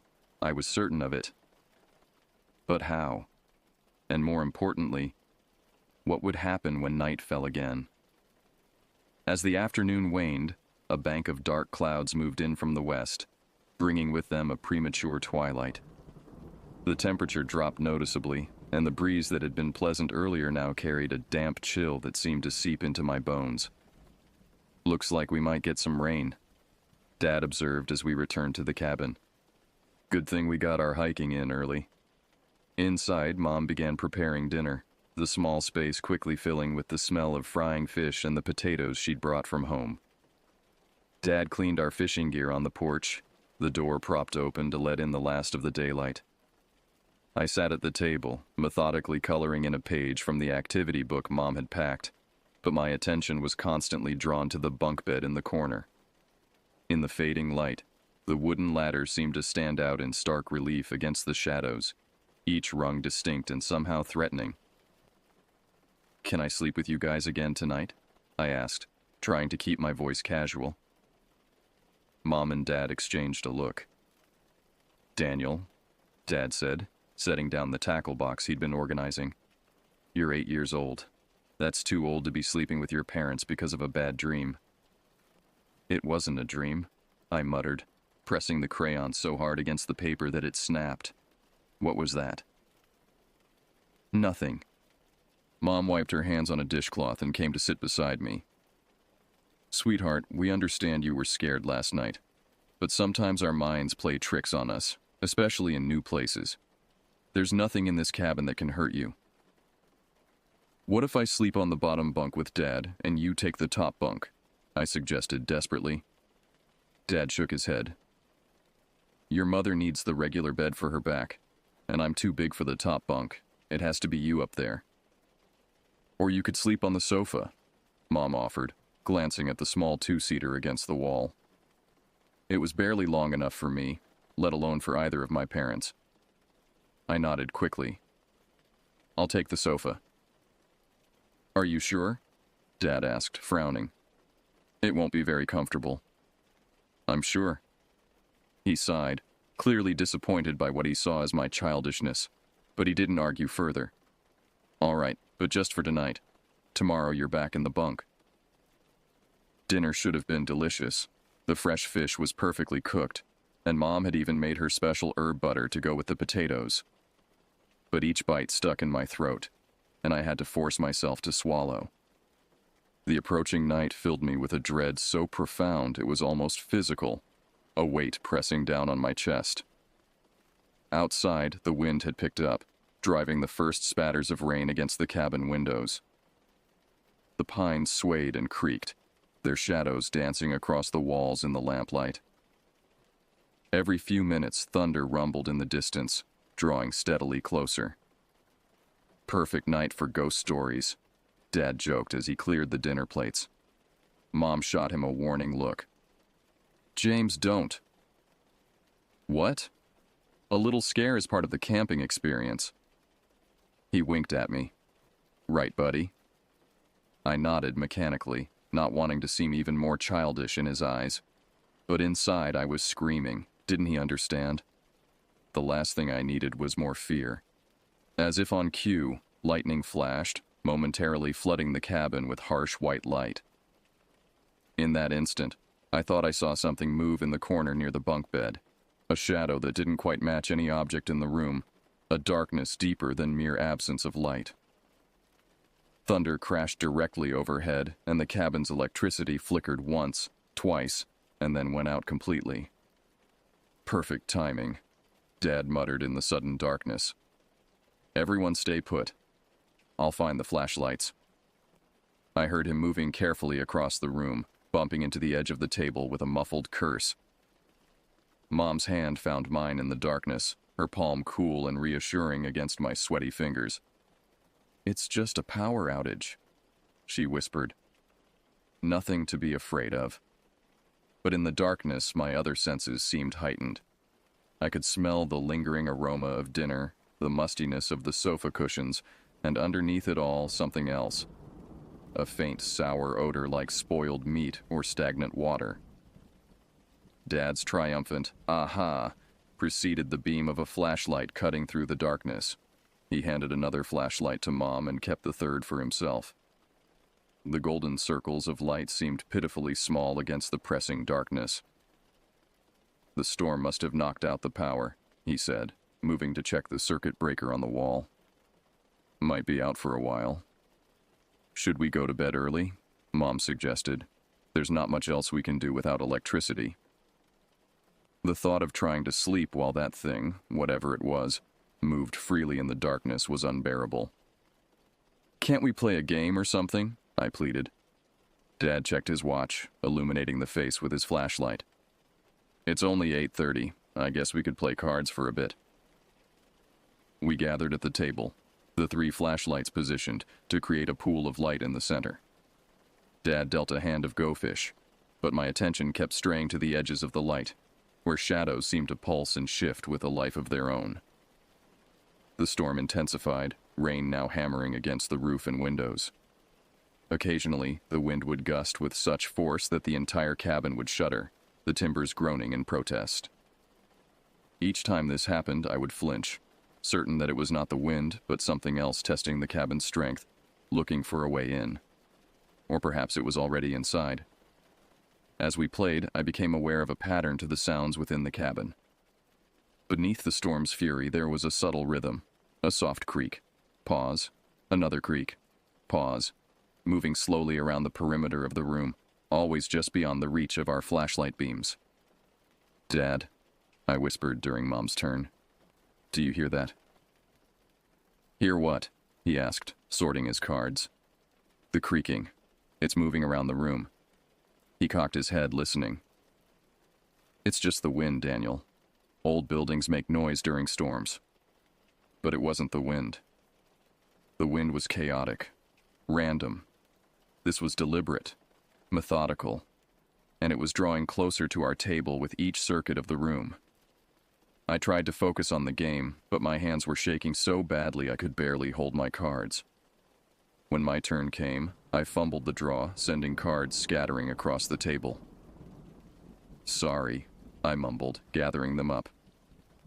As I reached for a card that had fallen to the floor, my flashlight beam swept across the lower portion of the room, and I saw them. Footprints. Wet footprints on the wooden floor leading from the front door to the area behind me. Not human footprints. These were wrong somehow. Too long. The toes splayed at impossible angles, the heel narrow and deeply indented. And they glistened in the flashlight beam, not with water, but with something darker, more viscous. I scrambled back into my chair, the card forgotten. "There's footprints!" I gasped, pointing the flashlight beam toward the floor. "Look!" Mom and Dad both directed their lights where I was pointing, but the floor was empty, just bare wood, dry and unmarked. "Daniel, that's enough," Dad said, his patience clearly wearing thin. "I understand you're scared of the storm, but making things up isn't helping." "I'm not making it up. They were right there." "I think it's bedtime," Mom interjected, gathering the cards. "We're all tired, and everything seems worse in the dark." Despite my protests, they began preparing for bed. The sofa was made up with sheets and a blanket from the closet, and Mom laid out our clothes for the morning. Dad checked that the door and windows were securely locked, though I noticed he double-checked the door latch. "Try to get some sleep," Mom said, kissing my forehead. "The storm will probably be over by morning." They retreated to their beds, Mom to the queen, Dad to the bottom bunk, leaving me alone on the sofa with my flashlight and racing thoughts. I lay rigid under the blanket, the flashlight clutched so tightly in my hand that my fingers ached. "Mom?" I called softly. "Dad?" "Go to sleep, Daniel," came Dad's gruff reply from the bunk. I wanted to tell them about the footprints, to make them understand that something was in the cabin with us, but the words stuck in my throat. They wouldn't believe me anyway. As I lay there, the storm gradually began to subside. The thunder became more distant, the rain lightened to a gentle patter, and the wind dropped to a whisper. Under normal circumstances, these changes would have been comforting. But as the storm quieted, the other sounds became more noticeable. The creaking had stopped its circuit of the room and was now concentrated in one area, the space between the sofa and the front door. Each creak was like a footstep, shifting weight from one foot to another. Waiting. I kept my flashlight trained in that direction, though I wasn't sure I wanted to see what was making the noise. The beam illuminated nothing but empty floor and the edge of the welcome mat by the door. Minutes stretched into what felt like hours. My parents' breathing had deepened and slowed, indicating they had fallen asleep. The storm had moved on entirely, leaving behind an eerie stillness broken only by the occasional drip of water from the roof. And then, just as my exhausted eyes began to close despite my terror, I heard it again. The laugh. It started as before, a low, gurgling chuckle that seemed to bubble up from some deep, dank place. But this time it didn't stop. It grew, becoming more frenzied, more unhinged with each passing second. It wasn't coming from any specific location anymore, but seemed to fill the entire cabin, reverberating through the walls and floor. I opened my mouth to scream, but no sound emerged. My throat had closed in terror, my vocal cords frozen. I could only lie there paralyzed as the laughter surrounded me. Then, abruptly, it stopped. The silence that followed was somehow worse, expectant, hungry. I heard movement, but not from my parents' beds. Something was moving toward the sofa. Not footsteps exactly, but a sort of wet, sliding sound punctuated by that now familiar creak of weight shifting on old wood. My flashlight beam shook violently as I tried to track the sound, but it revealed nothing. Whatever was approaching was staying just beyond the reach of the light, or perhaps was invisible to it. The sliding, creaking movement stopped directly beside the sofa. I could feel its presence, a cold, heavy weight in the air that smelled of rot and stagnant water. Though I couldn't see it, I knew it was leaning over me, inspecting me with whatever passed for its eyes. A drop of something cold and viscous fell onto my cheek, then another, and another. Not water, it was too thick, too cold. It ran down my face like congealed fat, leaving a trail of numbness wherever it touched. With the last of my strength, I finally managed to scream. My scream shattered the cabin's silence like glass breaking. My parents bolted awake, my father nearly falling from the bottom bunk in his haste. What is it?" he shouted, his voice thick with sleep and alarm. "It's here," I sobbed, scrubbing frantically at my face. "It's right next to me. It's dripping on me." Mom reached the light switch, flipping it uselessly several times before remembering the power was out. "James, check on him," she urged, fumbling for her flashlight. Dad directed his beam toward me, scanning the area around the sofa. "There's nothing here, Daniel. You were having another nightmare." "Feel my face," I insisted, tears streaming down my cheeks. "It was dripping on me." He reluctantly touched my cheek, then pulled his hand away with a frown. "You're just sweating, son. It's warm in here with the power out." "No." I was beyond caring how I sounded now, beyond worrying about appearing childish. "It wasn't sweat. It was cold and thick and wrong." Mom had joined us now, her flashlight adding another beam to the small island of light around the sofa. "James," she said quietly, "look at the floor." Dad directed his beam downward, and I followed suit. There, on the wooden floor beside the sofa, was a small puddle of something dark and viscous. As we watched, it seemed to shrink, as if being absorbed into the wood itself. "What the hell?" Dad muttered, kneeling for a closer look. He reached out a finger as if to touch it, but Mom grabbed his wrist. "Don't," she whispered. "Please don't touch it." The puddle continued to shrink, the wood darkening as it absorbed the substance. Within seconds, it was gone entirely, leaving only a slightly darker patch on the floor as evidence it had ever existed. Dad stood up slowly, his expression troubled. "It must be a leak from the roof," he said, but his voice lacked conviction. The storm was pretty intense. "James," Mom said, her voice strained, "the roof is not leaking that substance." For the first time, my father seemed at a loss for words. He ran a hand through his hair, staring at the spot where the puddle had been.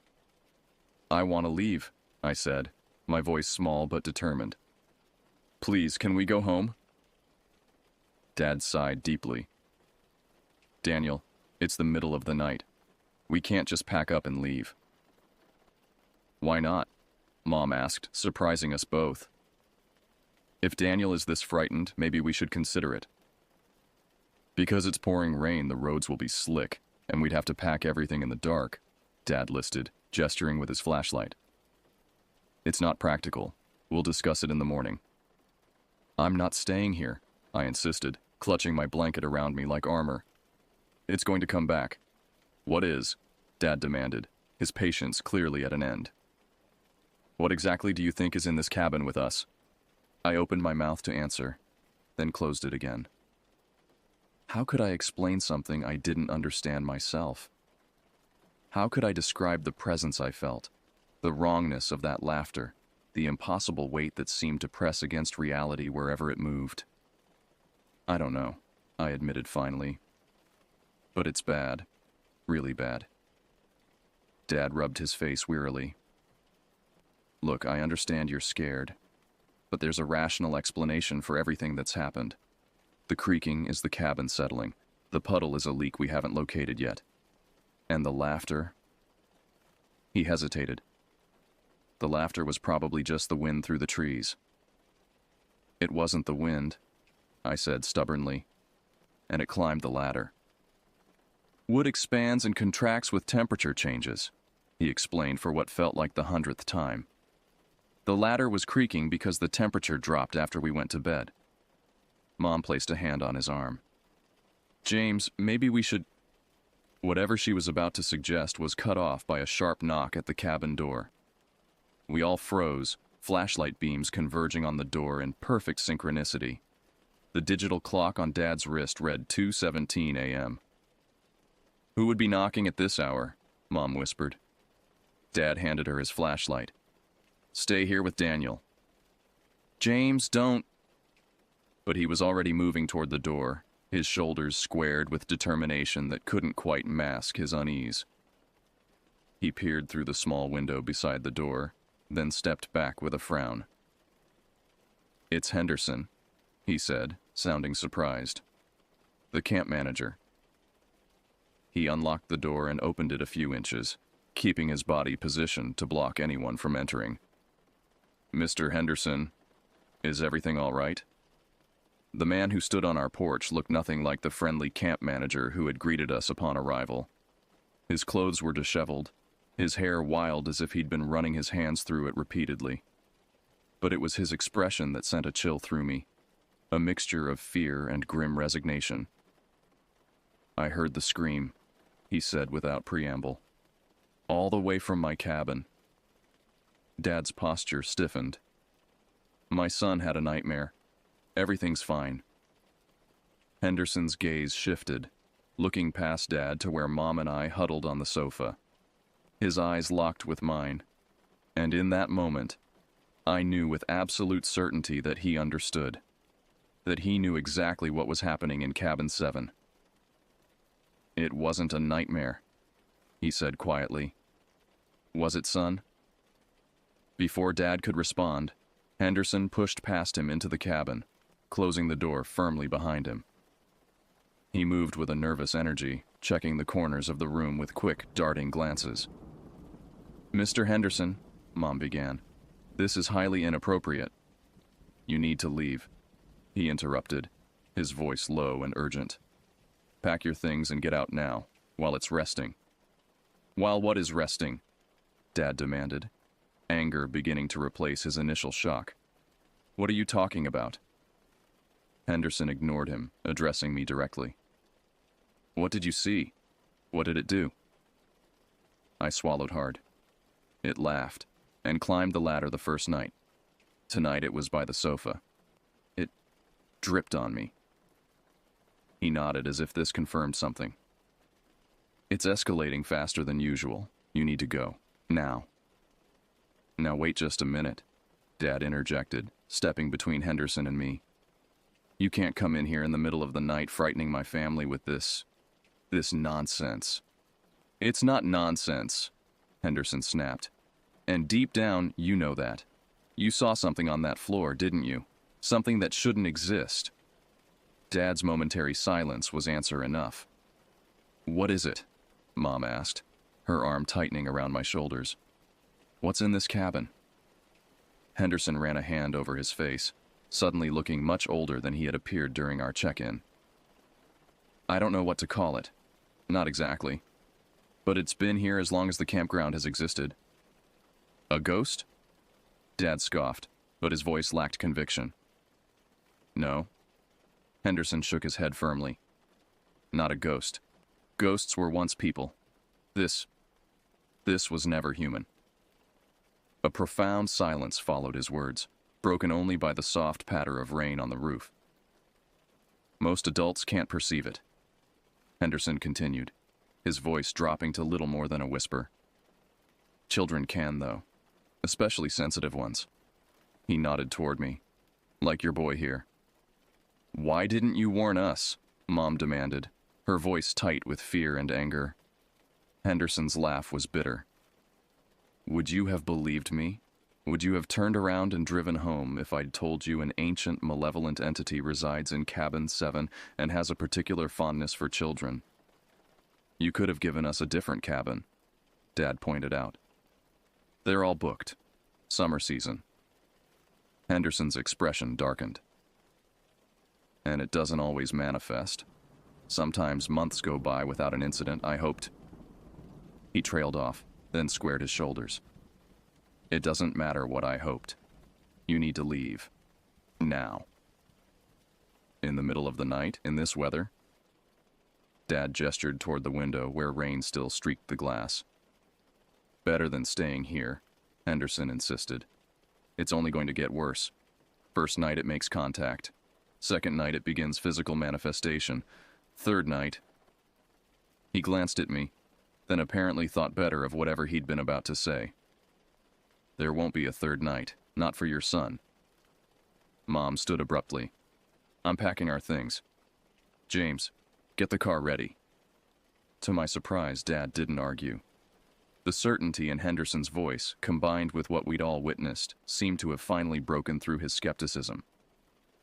What should we do until we're ready to leave? He asked Henderson, his voice gruff but no longer challenging. Stay together. Keep the flashlights on, and whatever you do, don't acknowledge it if it returns before you leave. What do you mean, acknowledge it? Mom asked, already gathering our belongings and shoving them haphazardly into bags. Don't look directly at it. Don't speak to it. And for God's sake, don't touch anything it leaves behind. Henderson glanced at the darkened spot on the floor. Attention feeds it, validates it, makes it stronger. I remembered his words from earlier that day. Sometimes attention is what it wants. It made a terrible kind of sense. Dad had begun collecting our fishing gear and other belongings from around the cabin. Why do you stay here? He asked Henderson. If you know what this thing is, why not leave? Henderson's expression was grim. Someone has to warn people. Someone has to try to minimize the damage. He sighed heavily. And it's not just here. If I left, it would eventually follow. These things, they form attachments. A sudden chill swept through the cabin, causing the flashlight beams to waver. The temperature seemed to drop several degrees in an instant, and with it came that smell again, rot and stagnant water, stronger now. It's coming back, Henderson whispered, his face paling. Hurry. We moved with frantic energy, throwing our belongings into bags without regard for organization. Dad made 2 trips to the car, loading our gear in the pouring rain while Mom and I finished packing inside, Henderson standing guard at the door. As we worked, the atmosphere in the cabin grew increasingly oppressive. The air felt thick, resistant, as if we were moving through invisible syrup. The smell intensified, and the darkness between our flashlight beams seemed to pulse with a life of its own. Almost done, Mom announced, zipping the last bag. Just need to get our toiletries from the bathroom. I'll get them, I volunteered, wanting to prove my bravery despite my terror. No, Henderson said sharply. Stay where we can see you. But it was too late. I was already halfway to the bathroom door, my flashlight beam bobbing ahead of me. I pushed the door open and stepped inside, sweeping the light across the small space. The beam caught something in the mirror above the sink, a reflection that couldn't possibly have been mine. For the briefest instant, I saw a face, if it could be called a face. It had no definable features, just areas of deeper shadow where eyes and mouth should be, all within a roughly head-shaped mass of absolute darkness. I stumbled backward, a scream rising in my throat, but before it could escape, the door slammed shut between me and the others, plunging me into darkness as my flashlight flew from my hand and shattered against the wall. Daniel! I heard my parents shout in unison, their voices muffled by the closed door. Something moved in the darkness with me. I could hear it, that wet, sliding sound accompanied by the creak of weight shifting. It was circling me in the confined space, drawing closer with each revolution. I pressed myself against the door, fumbling desperately for the handle. My fingers closed around it, but it refused to turn. Something on the other side was holding it shut. Mom! Dad! I managed to cry out. Help me! I heard them pounding on the door, trying to force it open. Henderson's voice rose above the commotion. The entity has manifested fully. We need to break down the door. Inside the bathroom, the circling had stopped. Whatever shared the space with me was directly in front of me now, so close I could feel its cold presence against my skin. The smell was overwhelming, no longer just rot and stagnant water, but something far worse, something ancient and fundamentally wrong. Then came the laugh, that terrible gurgling sound that had haunted my nights. But this time, it was followed by words, if they could be called words. The sound was like water forcing its way through mud, each syllable bubbling and distorted. Found you? The doorknob suddenly gave way beneath my hand, and I fell backward as my father and Henderson burst into the bathroom. Dad scooped me up immediately, cradling me against his chest as he backed away. Henderson wielded a large flashlight like a weapon, sweeping its beam around the small space. Where is it? He demanded. Did you see it? I could only point mutely at the area in front of where I had been standing. There was nothing visible there now, but the air seemed to warp slightly, like heat rising from pavement on a summer day. Get him out of here, Henderson ordered. Get in your car and drive. Don't stop until you're miles away from Shady Pines. What about you? Mom asked, already guiding us toward the cabin door. Henderson's smile was grim. I'll handle things here. I always do. We didn't wait for further explanation. Dad carried me to the car, Mom following with the last of our bags. The rain had lightened to a drizzle, but lightning still flickered on the horizon, illuminating the campground in brief, harsh flashes. As Dad started the engine, I looked back at Cabin 7. Henderson stood on the porch, watching us. But he wasn't alone. A deeper shadow stood beside him, a darkness that seemed to absorb the light around it, vaguely human-shaped but wrong in fundamental ways. Dad, I whispered. It's there. On the porch with Mr. Henderson. Dad didn't look back. He put the car in gear and accelerated down the gravel road, tires spitting stones behind us. Don't look at it, Daniel, he said, his knuckles white on the steering wheel. Remember what Henderson said. Don't acknowledge it. I tore my gaze away from the cabin, focusing instead on the road ahead as we passed through the campground gates and onto the main highway.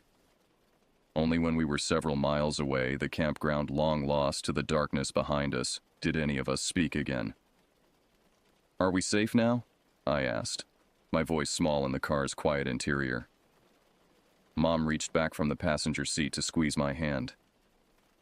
Yes, sweetheart, we're safe now. But even as she spoke, I noticed Dad checking the rearview mirror more often than necessary, his expression tense. And I couldn't shake the feeling that something had followed us. Not physically, perhaps, but in some other, more insidious way. A memory had attached itself to us, a knowledge that couldn't be unlearned. And in that knowledge lay a terrible vulnerability, as if by perceiving the thing in Cabin 7, we had somehow opened ourselves to it. I huddled in the back seat, watching the rain-slicked road disappear beneath our tires, and wondered if we would ever truly escape what we had encountered at Shady Pines. We drove through the remainder of the night, stopping only when the gas gauge dipped dangerously low. Dad pulled into a brightly lit service station around 5 a.m., the fluorescent lights a blessed relief after hours of darkness broken only by our headlights and the occasional flash of distant lightning. While Dad filled the tank, Mom took me inside to use the bathroom. The normalcy of the convenience store was jarring after our experience, the bored cashier flipping through a magazine, the hum of refrigerator cases, the tinny music playing over ceiling speakers. It felt like we had stepped back into the real world after visiting somewhere else entirely. Somewhere the usual rules didn't apply. Are you hungry? Mom asked, her voice carefully neutral as we browsed the snack aisle. She was trying so hard to act normal, to pretend we were just a family on an early morning road trip. I shook my head. The thought of food made my stomach turn. Every few minutes I would catch myself checking over my shoulder, scanning shadowy corners with wary eyes. The fluorescent lights left no place for darkness to hide, but that didn't stop me from looking. When we returned to the car, Dad was already behind the wheel, staring straight ahead with an unfocused gaze that suggested his thoughts were far away. He started slightly when Mom opened the passenger door. All set? He asked, his voice rough with fatigue. Mom nodded, passing him a large coffee she'd bought inside. Where are we heading? Home, he said simply. We can be there by noon if the traffic's light. None of us mentioned Shady Pines or the abrupt end to our vacation. It was as if we had made an unspoken agreement not to discuss what had happened until we were safely home, as if talking about it might somehow summon it back to us. I must have fallen asleep eventually, lulled by the car's motion and the absolute exhaustion of fear. When I awoke, we were pulling into our driveway, the familiar sight of our house bringing tears to my eyes. We're home, Mom said softly, reaching back to touch my knee. Everything's going to be okay now. But was it? Could things ever really be okay again after what we had experienced? I wasn't sure. The rest of that day passed in a fog. We unpacked the car mechanically, putting away our belongings without comment. None of us mentioned the items we'd left behind in our haste to escape. Dad's favorite fishing rod, Mom's novel, my action figures. They seemed a small price to pay for our safety. That night, as bedtime approached, a new fear gripped me. Would it be waiting for me in my bedroom? Had it somehow followed us home, hidden in the shadows of our car or in the darker corners of our memories? "Can I sleep with you tonight?" I asked Mom as she tucked me into my own bed, my voice small but determined. She hesitated, glancing toward the hallway where Dad was preparing for bed in their room. "Daniel," she began gently, "you're safe here. This is our home. Nothing from that place can reach you here." "Please," I whispered, hating the tears that sprang to my eyes but unable to stop them. "Just for tonight." She sighed, then nodded. "All right. Just for tonight." I slept between my parents that night, and for several nights afterward. Dad didn't object as I had expected him to. Something had changed in him since our experience at Shady Pines. A certainty had been shaken. A fundamental confidence in the orderliness of the world. Weeks passed, and gradually we established a new normal. During the day, it was almost possible to believe that nothing extraordinary had happened. We went about our routines, school for me, work for my parents. We laughed at dinner, watched television in the evenings, did all the ordinary things that families do. But the nights remained difficult. I developed elaborate bedtime rituals, checking under the bed and in the closet, leaving the hallway light on, positioning my stuffed animals in a protective circle around my pillow.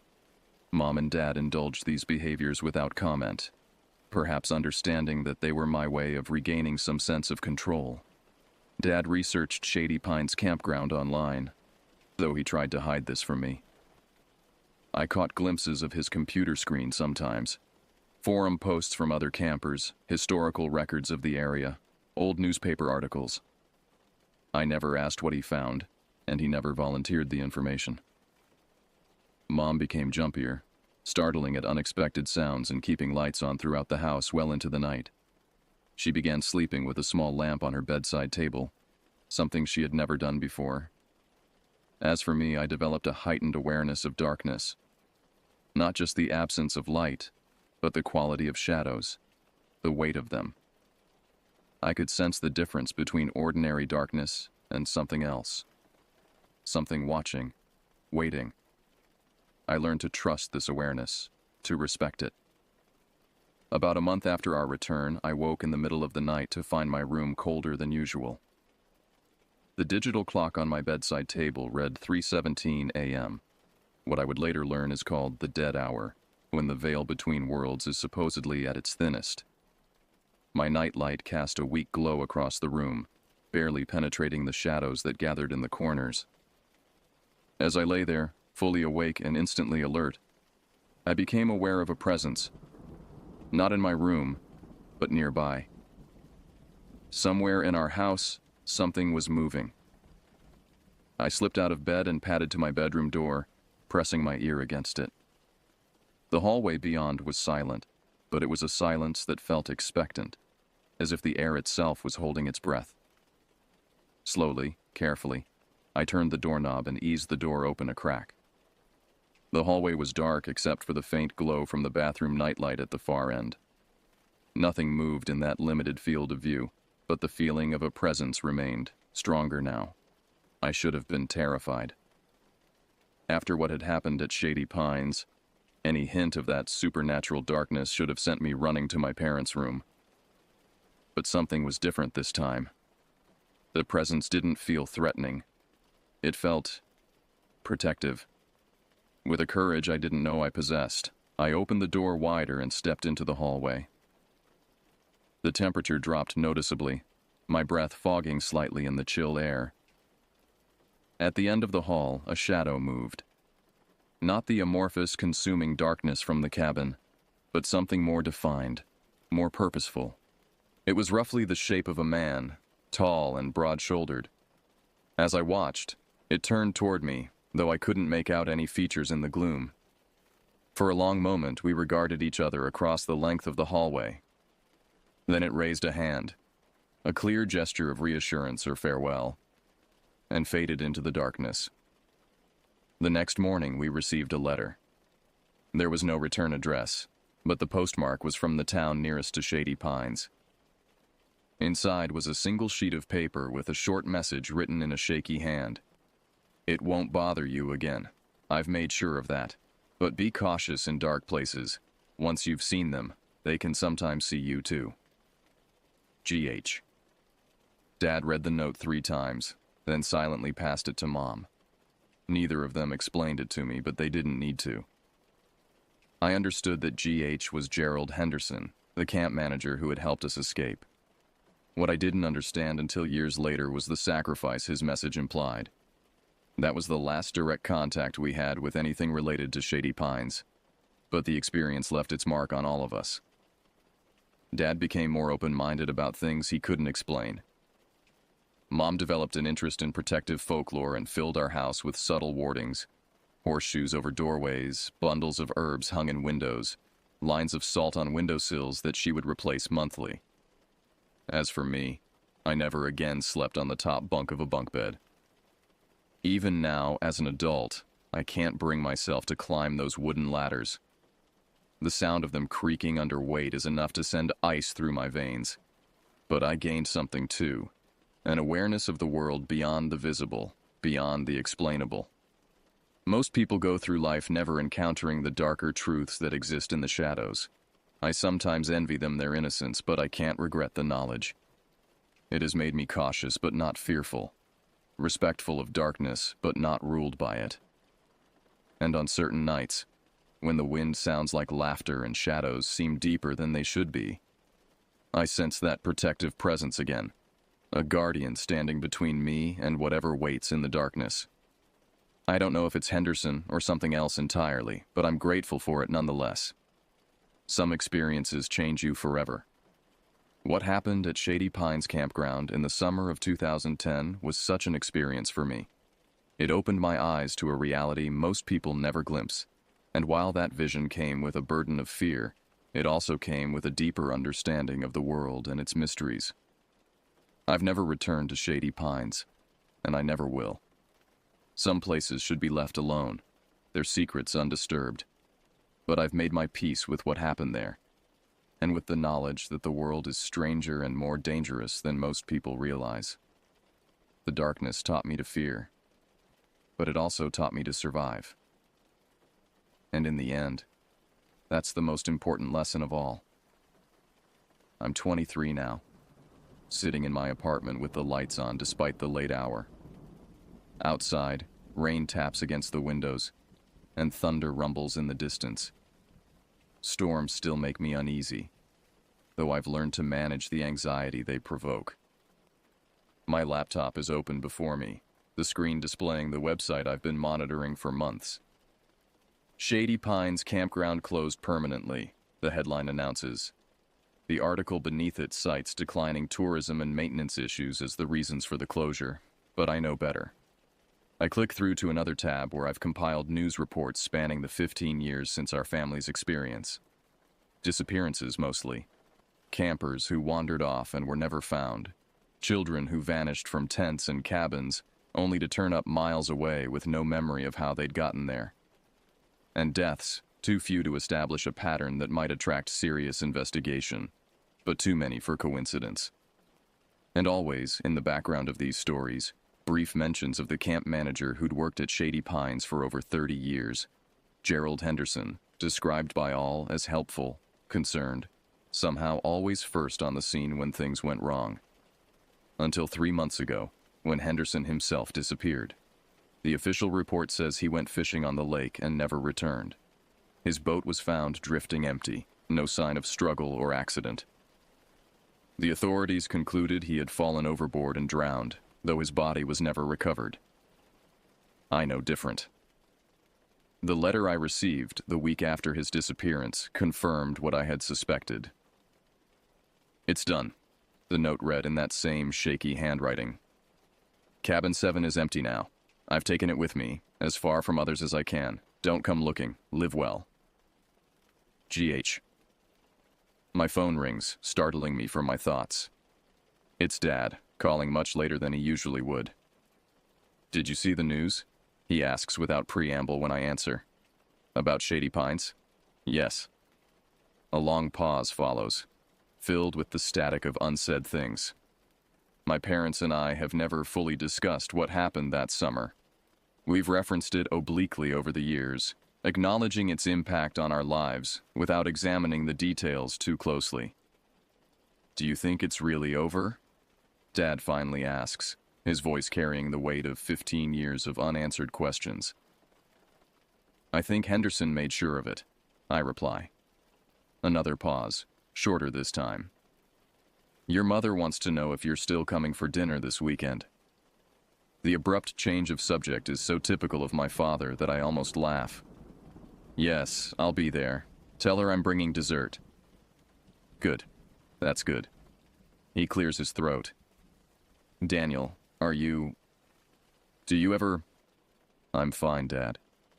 I say gently, understanding the question he can't quite formulate. I haven't had the dreams in years. This isn't entirely true. The nightmares still come occasionally. Dark shapes climbing wooden ladders, wet footprints on hardwood floors, laughter that bubbles up from impossibly deep places. But they're just echoes now, memories rather than visitations. Good, Dad says again. That's good. Well, we'll see you Sunday. After we hang up, I return to my research. It's become something of an obsession over the years. Not just Shady Pines, but other places like it. Places where the veil between worlds is thin, where things that shouldn't exist find ways to touch our reality. I've documented dozens of such locations across the country, abandoned buildings where shadows move against the light, stretches of forest where hikers report time distortions, hotel rooms where guests wake to find themselves watched by things that retreat into walls at the first sign of acknowledgement. My research has brought me into contact with others who have had similar experiences, people who have glimpsed the darkness and lived to remember it. We share information, warnings, methods of protection. We've formed a loose network of watchers, cataloging incursions and keeping track of patterns.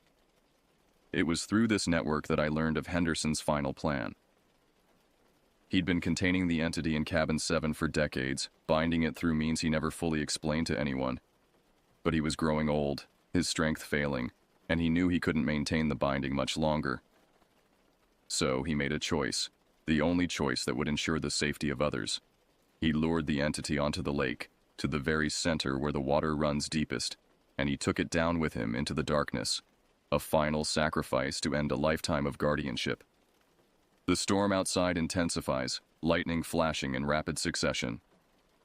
I close my laptop and move to the window, watching raindrops race down the glass.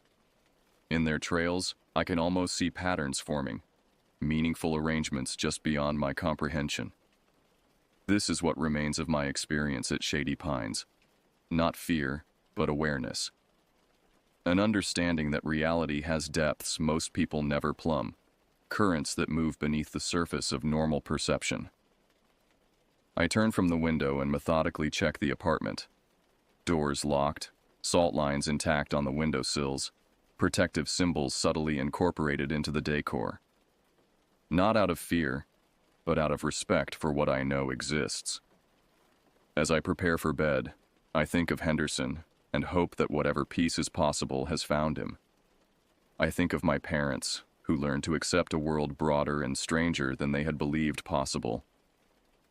And I think of my 8-year-old self, terrified on a top bunk as something climbed toward me in the darkness.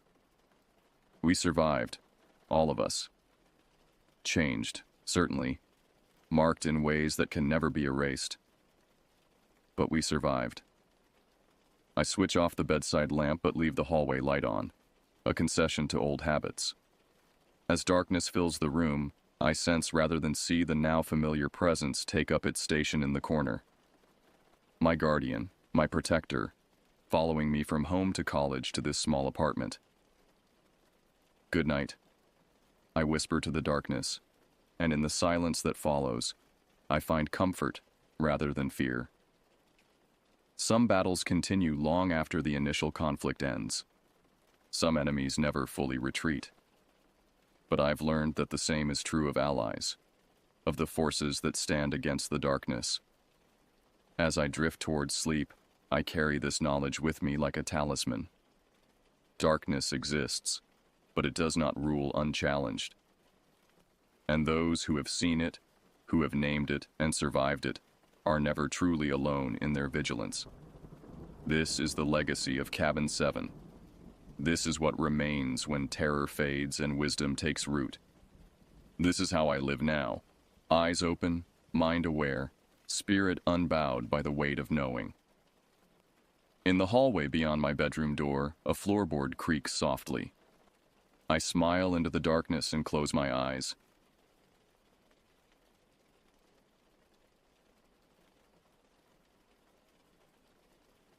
I am a lifelong resident of southern Oklahoma, where endless farmland stretches toward every horizon like a brown-green ocean frozen in time. I've called this place home since I was 12, when my parents fled the suffocating concrete maze of New York City for the wide-open spaces of the Great Plains. The move transformed them. Their constant urban anxiety melted away, replaced by the calm that only comes from watching sunrise paint the sky without a single building to obstruct the view. Sometimes the relentless pace of city life breaks people before they even realize they're drowning. Oklahoma burns hot and dry for most of the year, the sun beating down mercilessly on cracked earth that drinks desperately from the rare storms that roll across our flat landscape. Winter brings bone-deep cold that seeps through every layer of clothing, and rain comes so infrequently that each drop feels like a gift. But when storms do arrive, they're magnificent and terrifying spectacles. The flat terrain offers no obstacles to the massive weather systems that crawl across the sky like living things. Their thunder shaking loose stones from gravel roads, and their lightning painting masterpieces against the endless canvas of prairie sky. I had always loved these storms, until October 15th, 2019, when I was 32 and my younger brother Danny was 24. That day changed everything I thought I knew about the power of nature and the fragility of human survival. We had planned a weekend hiking trip in southeastern Oklahoma, where the flat plains give way to the rolling forested hills of the Ouachita Mountains. Both of us craved the outdoor adventures that our family had always used as an escape from daily stress. The American wilderness offers such incredible diversity of landscapes that we made it our mission to explore as many different ecosystems as possible. Despite our 8-year age gap, Danny and I had developed a strong hiking partnership over the years. Our occasional arguments on previous trips had mellowed as we both matured, and we'd learned to rely on each other's strengths. The wilderness seemed to strip away the petty irritations of civilized life, leaving only the essential human connection that binds family together. It was like taking a solo journey of self-discovery, but with the security of having someone to watch your back when things went wrong. The southeastern region of Oklahoma presents a dramatic contrast to our home territory. Instead of endless flatland, ancient hills covered in dense forests rise and fall like sleeping giants. The area receives significantly more rainfall than the plains, creating lush vegetation that seems almost tropical compared to the sparse prairie grass we knew. Pine and oak trees grow to enormous sizes when left undisturbed, their massive trunks and sprawling canopies creating cathedral-like spaces beneath their branches. We felt like we were entering an alien world as we drove east from our bed and breakfast that morning. The landscape gradually transformed from open farmland to rolling hills thick with vegetation. Ancient trees pressed close to the narrow roads, their branches forming tunnels that filtered the sunlight into moving patterns of gold and green. The air itself felt different, heavier, more alive, carrying scents of rich earth and growing things that we rarely experienced on the plains. Our destination was a vista point high on one of the ridges. where we planned to set up camp for the night and watch the sunrise over the forested valley below. We'd studied topographical maps and online reviews, building expectations of breathtaking views that would reward our climb with natural beauty beyond anything we'd seen before. But as we hiked upward through the increasingly thick forest, the day began to take an ominous turn that would haunt my dreams for years to come. The afternoon sun was already sinking lower than we'd planned when Danny and I reached the steeper portions of the trail. We'd gotten a later start than intended, partly due to my insistence on double-checking our gear, and partly because of unexpected road construction that had delayed our drive. Now we were racing against time, trying to reach the summit before full darkness fell and made setting up camp dangerous. The forest around us seemed to grow more oppressive with each step upward. Trees that had appeared majestic from a distance now loomed overhead like towering sentries, their thick trunks blocking out more and more of the remaining daylight. The canopy above was so dense that even in full afternoon we moved through a perpetual twilight world where shadows shifted and danced with every breeze. Danny walked ahead of me, his longer legs eating up the trail with efficient strides. He'd always been the navigator on our trips, with an intuitive sense of direction and timing that I envied. I focused more on reading the environment, watching for signs of weather changes, identifying edible plants, and staying alert to the subtle signals that nature constantly broadcasts to those who know how to listen. And nature was definitely trying to tell us something that day. The air pressure had been dropping steadily since we started climbing, creating a heavy, oppressive feeling that made each breath feel insufficient. The wind, which had been a gentle breeze when we started, was growing stronger and more erratic. It would calm to complete stillness for several minutes, leaving the forest in unnatural silence, then suddenly gust through the trees with a moaning sound that raised goosebumps on my arms. "Feel that?" I called to Danny, who had stopped to check our progress on his GPS device. He looked up from the small screen and tilted his head, listening to the wind moving through the pine boughs above us. "Storm coming?" he said, his voice carrying a note of concern. "Question is how big and how fast." I nodded, studying the small patches of sky visible through gaps in the canopy. The blue was gradually being replaced by darker clouds that seemed to be building with unnatural speed. The air carried that distinctive metallic scent that comes before lightning storms, a smell like hot copper and ozone that makes your teeth ache. "We need to pick up the pace," I said, adjusting the straps of my backpack to redistribute the weight that seemed to grow heavier with each upward step. Danny consulted his map again. "About a half-mile to the ridge. If we push hard, we can make it before the weather hits." What neither of us said out loud was our shared concern about camping on an exposed ridge during a thunderstorm. But the alternative, trying to set up in the dense forest where we couldn't see the sky, seemed even worse. At least on the ridge, we'd have warning of what was coming. The forest seemed to be holding its breath as we climbed higher. The usual sounds of wildlife had faded away until we heard only our own footsteps on the leaf-covered trail and the increasingly urgent whisper of wind through the trees. Even the insects had gone quiet, as if every living thing in these woods was preparing for something terrible. Birds that had been singing throughout our climb suddenly fell silent. The absence of their calls created an eerie vacuum that made our own breathing and heartbeats sound unnaturally loud. I found myself glancing upward more frequently, searching the gaps between branches for signs of what was coming. The temperature began to drop as well, and I could feel moisture building in the air. My shirt, which had been soaked with sweat from the climb, now felt clammy and cold against my skin. Danny pulled a windbreaker from his pack and shrugged into it without stopping, his movements quick and efficient. "There," he said suddenly, pointing ahead to where the trees seemed to thin out. "I can see more sky." I looked where he was pointing and felt a mixture of relief and dread. We were close to our destination, but the sky that was becoming visible through the thinning canopy was the color of old pewter, heavy with the promise of violence. As we pushed through the last stretch of dense forest, the wind suddenly picked up with frightening intensity. Trees around us began to sway and creak ominously, their branches rubbing against each other with sounds like fingernails on chalkboard. Somewhere in the distance, I heard the sharp crack of a tree limb giving way under the pressure.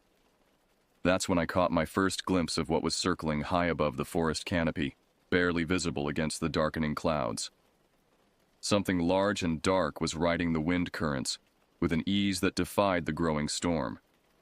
At first I thought it might be a hawk or eagle, but the scale seemed wrong. Whatever it was moved with purpose and intelligence, as if it was watching and waiting for something. I didn't mention it to Danny. Not yet. But a cold dread was beginning to settle in my stomach as we approached the ridge, and I couldn't shake the feeling that we were walking into something far more dangerous than just a thunderstorm. The ridge opened before us like a gateway to another world. After hours of climbing through the claustrophobic tunnel of dense forest, the sudden expanse of open sky was both liberating and terrifying. The vista stretched for miles in every direction, rolling forested hills fading into blue-gray haze on the horizon. Under normal circumstances, it would have been breathtaking. But these were not normal circumstances. The storm clouds overhead had transformed into something that looked less like weather and more like a living creature. They roiled and twisted with internal movement, shot through with veins of electricity that flickered without sound. The air itself felt charged, making the hair on my arms stand up and filling my mouth with the taste of copper pennies. Danny dropped his pack and stood at the edge of the cliff, staring out at the approaching tempest. Jesus, he whispered, then caught himself. I mean, God Almighty. Look at the size of that thing. The storm front stretched across the entire horizon, a wall of darkness advancing toward us with frightening speed. Lightning flickered continuously within its depths, creating a strobe effect that made the landscape below appear to jump and shift like images in an old film reel. The temperature had dropped at least 15 degrees since we'd reached the summit, and the wind was now strong enough to make standing upright a challenge. We need to get the tent up fast, I shouted over the growing roar of wind. This is going to be a bad one. We worked with desperate efficiency, unpacking our gear and fighting against the gusts that tried to tear everything from our hands. The tent fabric snapped and billowed like a sail as we struggled to get it properly positioned. I had to lie across one corner to keep it from blowing away while Danny hammered stakes into the rocky ground. As I lay there holding down the tent, I found myself staring up at the sky, watching the play of lightning within the clouds. That's when I saw it again. The large, dark shape circling high above us. It was definitely a bird, but unlike any I'd ever seen. Even at this distance, I could tell it was massive, with wings that seemed to span an impossible width. It rode the violent air currents with an ease that suggested this was its natural element, as comfortable in the storm as a fish in water. But what disturbed me most was how it seemed to be watching us. Every few circles it would dip lower, as if getting a better look at our small campsite on the exposed ridge. There was something intelligent and calculating about its movements, something that made every instinct in my body scream warnings. "Danny," I called, still pinning down the tent corner. "Look up. Tell me what you see." He paused in his stake hammering and craned his neck toward the sky. For a long moment he was silent, and I wondered if the bird had disappeared into the clouds. Then his face went pale. That's a big bird," he said quietly. "How big do you think?" He watched for another moment as the creature completed another lazy circle above us. "From this distance? Hard to say. But if I had to guess."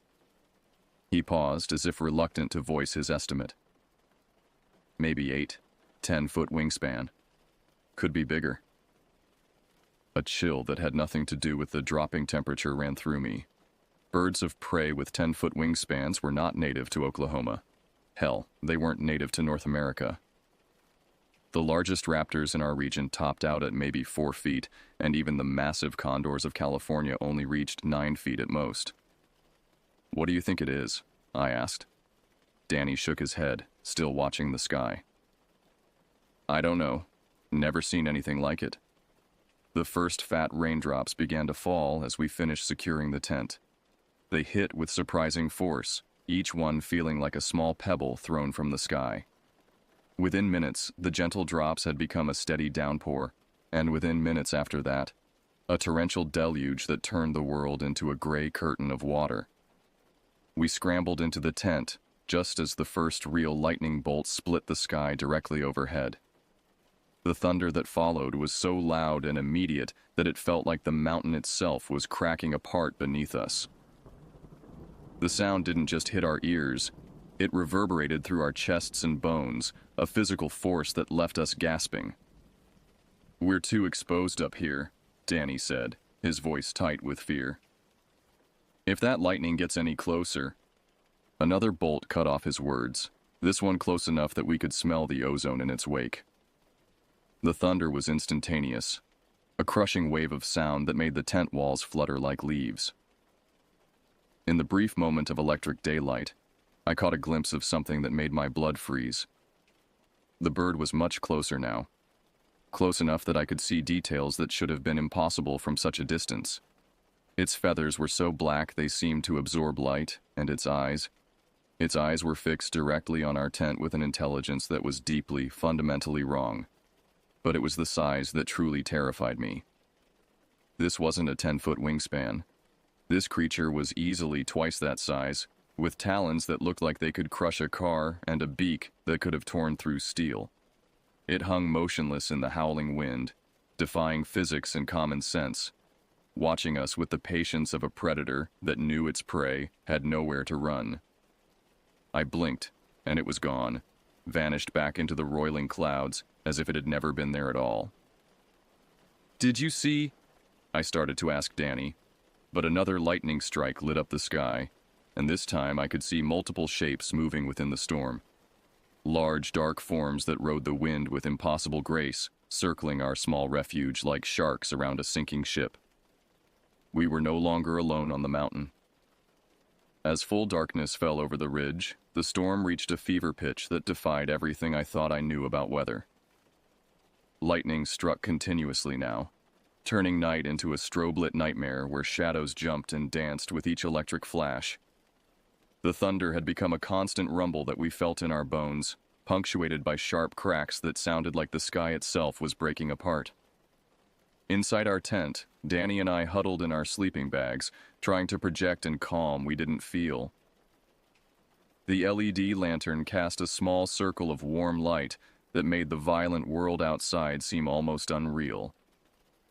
Rain hammered against the tent fabric with machine gun intensity, and the wind howled around us with a voice that sounded almost human, almost like screaming. "This has to be the worst storm I've ever been in," Danny said, his voice barely audible over the chaos outside. He was trying to sound casual, but I could hear the tremor of fear underneath his words. I nodded, not trusting myself to speak. Because it wasn't just the storm that had me terrified. Every few minutes, when the lightning illuminated the sky, I caught glimpses of shapes moving in the clouds above us. Large, dark forms that seemed to be riding the wind currents like surfers on waves. At first I told myself it was just my imagination, tricks of light and shadow playing against my storm-addled brain. But they were too consistent, too purposeful in their movements, and they were getting closer. "I need to check the tent stakes," I said suddenly, the words coming out before I'd fully formed the thought. Danny looked at me like I'd lost my mind. "In this? You'll get struck by lightning. The wind is getting stronger. If a stake comes loose, we're screwed." It was a reasonable excuse, and partially true. But the real reason I needed to look outside was to confirm what I was seeing in those brief lightning flashes. I had to know if the shapes in the sky were real or if the storm was driving me toward some kind of breakdown. I unzipped the tent flap just enough to stick my head out, and immediately regretted it. The wind-driven rain hit my face like ice-cold needles, and the wind was so strong it felt like invisible hands trying to drag me out of the tent. I squinted through the deluge, waiting for the next lightning strike to illuminate the sky. When it came, I saw them clearly for the first time. 3 massive birds circling overhead, their wings spanning what had to be 20 feet or more. They moved with an impossible grace through the chaotic air, riding updrafts and downdrafts like they were gentle breezes instead of hurricane-force winds. Their feathers were so black they seemed to absorb the lightning itself, and their eyes. Their eyes were focused directly on our tent. I jerked my head back inside and zipped the flap shut with trembling hands. Danny took one look at my face and grabbed my shoulder. "What is it? What did you see?" I opened my mouth to tell him, then closed it again. How do you explain to someone that there are birds the size of small aircraft circling overhead? Birds that shouldn't exist outside of prehistoric times or fever dreams. How do you say that without sounding completely insane? "The stakes look okay," I said instead, but Danny wasn't buying it. "You look like you've seen a ghost. What's really going on?" Before I could answer, something brushed against the top of the tent. Not the wind, not a tree branch. Something deliberate and controlled. The fabric dimpled inward as if pressed by enormous talons, then sprang back as whatever it was lifted away. We both stared at the ceiling of the tent, watching for the impression to return. The rain continued to drum overhead, but now every sound seemed potentially significant. Was that just wind? Or was something moving around our campsite? Was that thunder, or something much larger than thunder? Another touch against the tent, this time on the side wall. The fabric pushed inward several inches before snapping back, leaving us both frozen with terror. Whatever was out there was testing our shelter, probing for weakness like a predator examining its prey. "We need to get out of here," Danny whispered, his voice so quiet I almost didn't hear it over the storm. "And go where? We're on top of a mountain in the middle of a lightning storm. There's nowhere to run." But even as I said it, I was thinking the same thing. Every instinct in my body was screaming at me to flee, to get as far away from this place as possible. The logical part of my brain knew that leaving the tent would be suicide. We'd be exposed to lightning, wind, and rain that could kill us in minutes.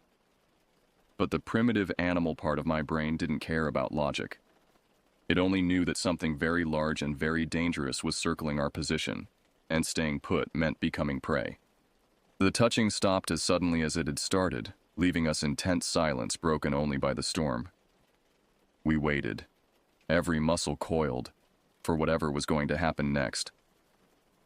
What happened next was worse than anything I could have imagined. The tent began to rise. At first, I thought the wind had finally gotten under our tent and was trying to tear it from its stakes. The floor beneath us tilted slightly, and I could feel the whole structure shifting. Danny and I scrambled to grab onto something solid, but there was nothing except sleeping bags and camping gear sliding around in the tilted space. Then I realized the movement was too controlled, too purposeful to be wind. The tent was rising straight up, lifting off the ground with a smooth, steady motion that defied every law of physics I understood. Through the fabric walls, I could hear the powerful whooshing of massive wings beating in coordinated rhythm. "What the hell is happening?" Danny screamed, his voice barely audible over the sound of wind and wing beats. I didn't answer because I couldn't process what was happening enough to form words. We were airborne, suspended in a bag of nylon and aluminum poles, carried by something strong enough to lift 2 grown men and all our gear without apparent effort. The tent swayed gently as we rose, like a cradle being rocked by invisible hands. Through the translucent fabric of the tent walls, I could see dark shapes moving around us. Multiple winged forms keeping pace with our ascent, their massive bodies cutting through the storm like it was nothing more than a gentle breeze. Lightning illuminated them in brief, terrifying snapshots, wings that spanned impossible distances, talons that could have crushed cars, eyes that reflected the electric light with cold intelligence. My mind reeled, trying to make sense of what was happening. This was impossible. Birds couldn't lift this much weight. Birds this size didn't exist. None of this could be real. But the sensation of flight was undeniable. My stomach lurched with each gentle sway of the tent, and I could feel the pressure change in my ears as we gained altitude. "We're flying," Danny said, his voice flat with shock. "We're actually flying." I looked at him and saw my own terror reflected in his eyes. His face was pale except for 2 bright spots of color on his cheeks, and his hands were shaking as he gripped his sleeping bag. We were both in shock, our minds struggling to accept a reality that violated everything we thought we knew about the world. The flight seemed to last forever and no time at all. We swayed through the storm, lightning flashing all around us, rain drumming against the tent walls like machine gun fire. I could hear the creatures calling to each other, harsh guttural cries that cut through the thunder like knives. There was something almost conversational about their calls, as if they were coordinating their flight, discussing what to do with their strange cargo. Below us, the forest rushed past in brief glimpses revealed by lightning. We were moving fast, much faster than any bird should have been able to fly while carrying such a load. The ridge where we'd camped was already miles behind us, lost in the darkness and rain. "Where are they taking us?" Danny asked, his voice cracking with fear. I had no answer. I could only hold on and try not to think about what would happen when this impossible flight ended. The creatures carrying us were intelligent enough to coordinate their actions, strong enough to lift incredible weight, and large enough to tear us apart without effort. If they wanted us dead, we'd already be dead. But that meant they wanted us alive, at least for now, and that thought was somehow even more terrifying.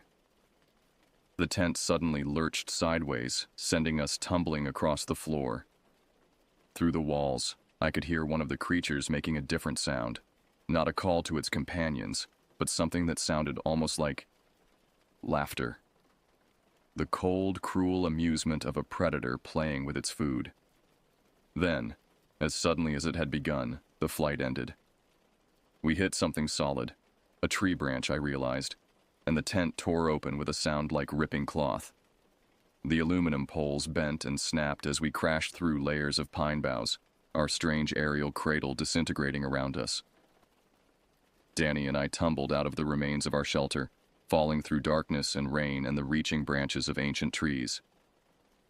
I hit the ground hard, my left shoulder taking most of the impact.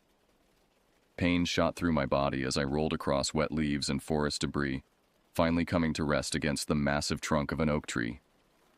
For a moment, I couldn't move, couldn't breathe, couldn't think beyond the immediate agony of the landing. Rain poured down through the forest canopy, soaking through my clothes and mixing with the blood from dozens of small cuts where branches had torn at my skin. I could taste copper in my mouth and feel warmth trickling down my face from a gash on my forehead. "Danny!" I called out, my voice hoarse and barely audible over the storm. "Danny, where are you?" "Here," came a weak reply from somewhere off to my left. "I'm here. I think my leg is messed up." I forced myself to sit up, ignoring the stabbing pain in my shoulder and ribs. Through the darkness and rain, I could barely make out Danny's form about 20 feet away, slumped against the base of another tree. He was moving, which meant he was alive, but I could see even from this distance that something was wrong with the way he was positioned. Above us, through gaps in the forest canopy, I could see dark shapes circling against the storm-lit sky. Our captors were still there, still watching, still waiting for something. The flight might be over, but our ordeal was just beginning. I tried to stand and immediately collapsed as my left leg gave out beneath me. Looking down, I could see my ankle was already swelling inside my boot, probably sprained or worse from the impact. We were both injured, lost in the middle of a forest during the worst storm either of us had ever experienced, and somewhere above us were creatures that shouldn't exist carrying out some unknowable agenda. For the first time since this nightmare began, I truly understood how completely helpless we were. Dawn came slowly through the forest canopy, gray light filtering through layers of wet leaves and fog. The storm had passed sometime during the night, leaving behind a world that felt washed clean and eerily quiet. Birds sang tentatively from hidden perches, their normal morning chorus subdued as if they too were recovering from the violence of the previous night. I awoke to find myself curled against the oak tree where I'd fallen, my clothes soaked through and my body stiff with cold and pain. Every movement sent sharp reminders through my injured shoulder and ankle, but I was alive. More importantly, I could hear Danny breathing heavily about 20 feet away, which meant he had survived the night as well. "Danny?" I called softly, not wanting to disturb the fragile peace of the morning. "How are you holding up?" He groaned and shifted position, the sound carrying clearly in the still air. "Feel like I got hit by a truck. My shoulder's definitely dislocated, and I think I've got a concussion." "You?" I took inventory of my injuries as I carefully tested each limb. "Sprained ankle, maybe some cracked ribs, and I'm pretty sure I need stitches in my forehead. But we're alive." "Yeah," Danny said quietly. "We're alive." Neither of us mentioned what had happened during the storm. In the rational light of morning, the memories seemed impossible, like fragments of a shared nightmare brought on by injury and shock. But the evidence was all around us. Our destroyed tent hung in tatters from tree branches 30 feet above the ground, our gear scattered across hundreds of yards of forest floor, and both of us bearing injuries that were far too severe to have been caused by simply being blown around by wind. I forced myself to stand, using the oak tree for support as I tested my weight on the injured ankle. The pain was manageable if I was careful, and I could see that Danny was trying to do the same with his dislocated shoulder. We were both in rough shape, but we were mobile. "We need to find water," I said, looking around at the dense forest that surrounded us. "And figure out where the hell we are." The landscape was completely unfamiliar. We were in a deep valley surrounded by steep forested hills that blocked most of the sky. Massive trees towered overhead, their trunks easily 6 feet in diameter and their canopy so thick that only scattered beams of sunlight penetrated to the forest floor. This wasn't the area where we'd been camping. We were somewhere much deeper in the wilderness, somewhere that looked like it hadn't seen human presence in decades. Danny managed to get to his feet, cradling his injured arm against his chest. His face was pale and drawn with pain, but his eyes were alert and focused. "Listen," he said, tilting his head toward the sound of running water somewhere in the distance. "Stream's that way." We gathered what gear we could find scattered around the crash site. Most of it was destroyed or unusable, but I managed to salvage a water purification pump, some energy bars, and a first aid kit that had somehow survived intact. Danny found his knife and compass, both essential for wilderness survival. The hike to the stream took nearly an hour, with both of us moving slowly and carefully over the uneven terrain. Every step was agony for me, and I could see that Danny was fighting waves of nausea that suggested a serious head injury. But the sound of running water drew us forward, promising relief and the beginning of a plan to get out of this nightmare. The stream was larger than I'd expected, a fast-moving creek about 10 feet wide that sparkled in the morning sunlight. The water was clear and cold, and after testing it with my purification tablets, we both drank deeply and washed the worst of the blood and dirt from our injuries. As I cleaned the gash on my forehead, I caught sight of something that made my breath catch in my throat. On the muddy bank on the opposite side of the stream, pressed deep into the soft earth, was a track unlike anything I'd ever seen. It was clearly made by a bird, but the scale was all wrong. The three-toed print was nearly 2 feet long, with talon marks that gouged inches deep into the mud. "Danny," I said quietly, pointing across the water. "Look at that."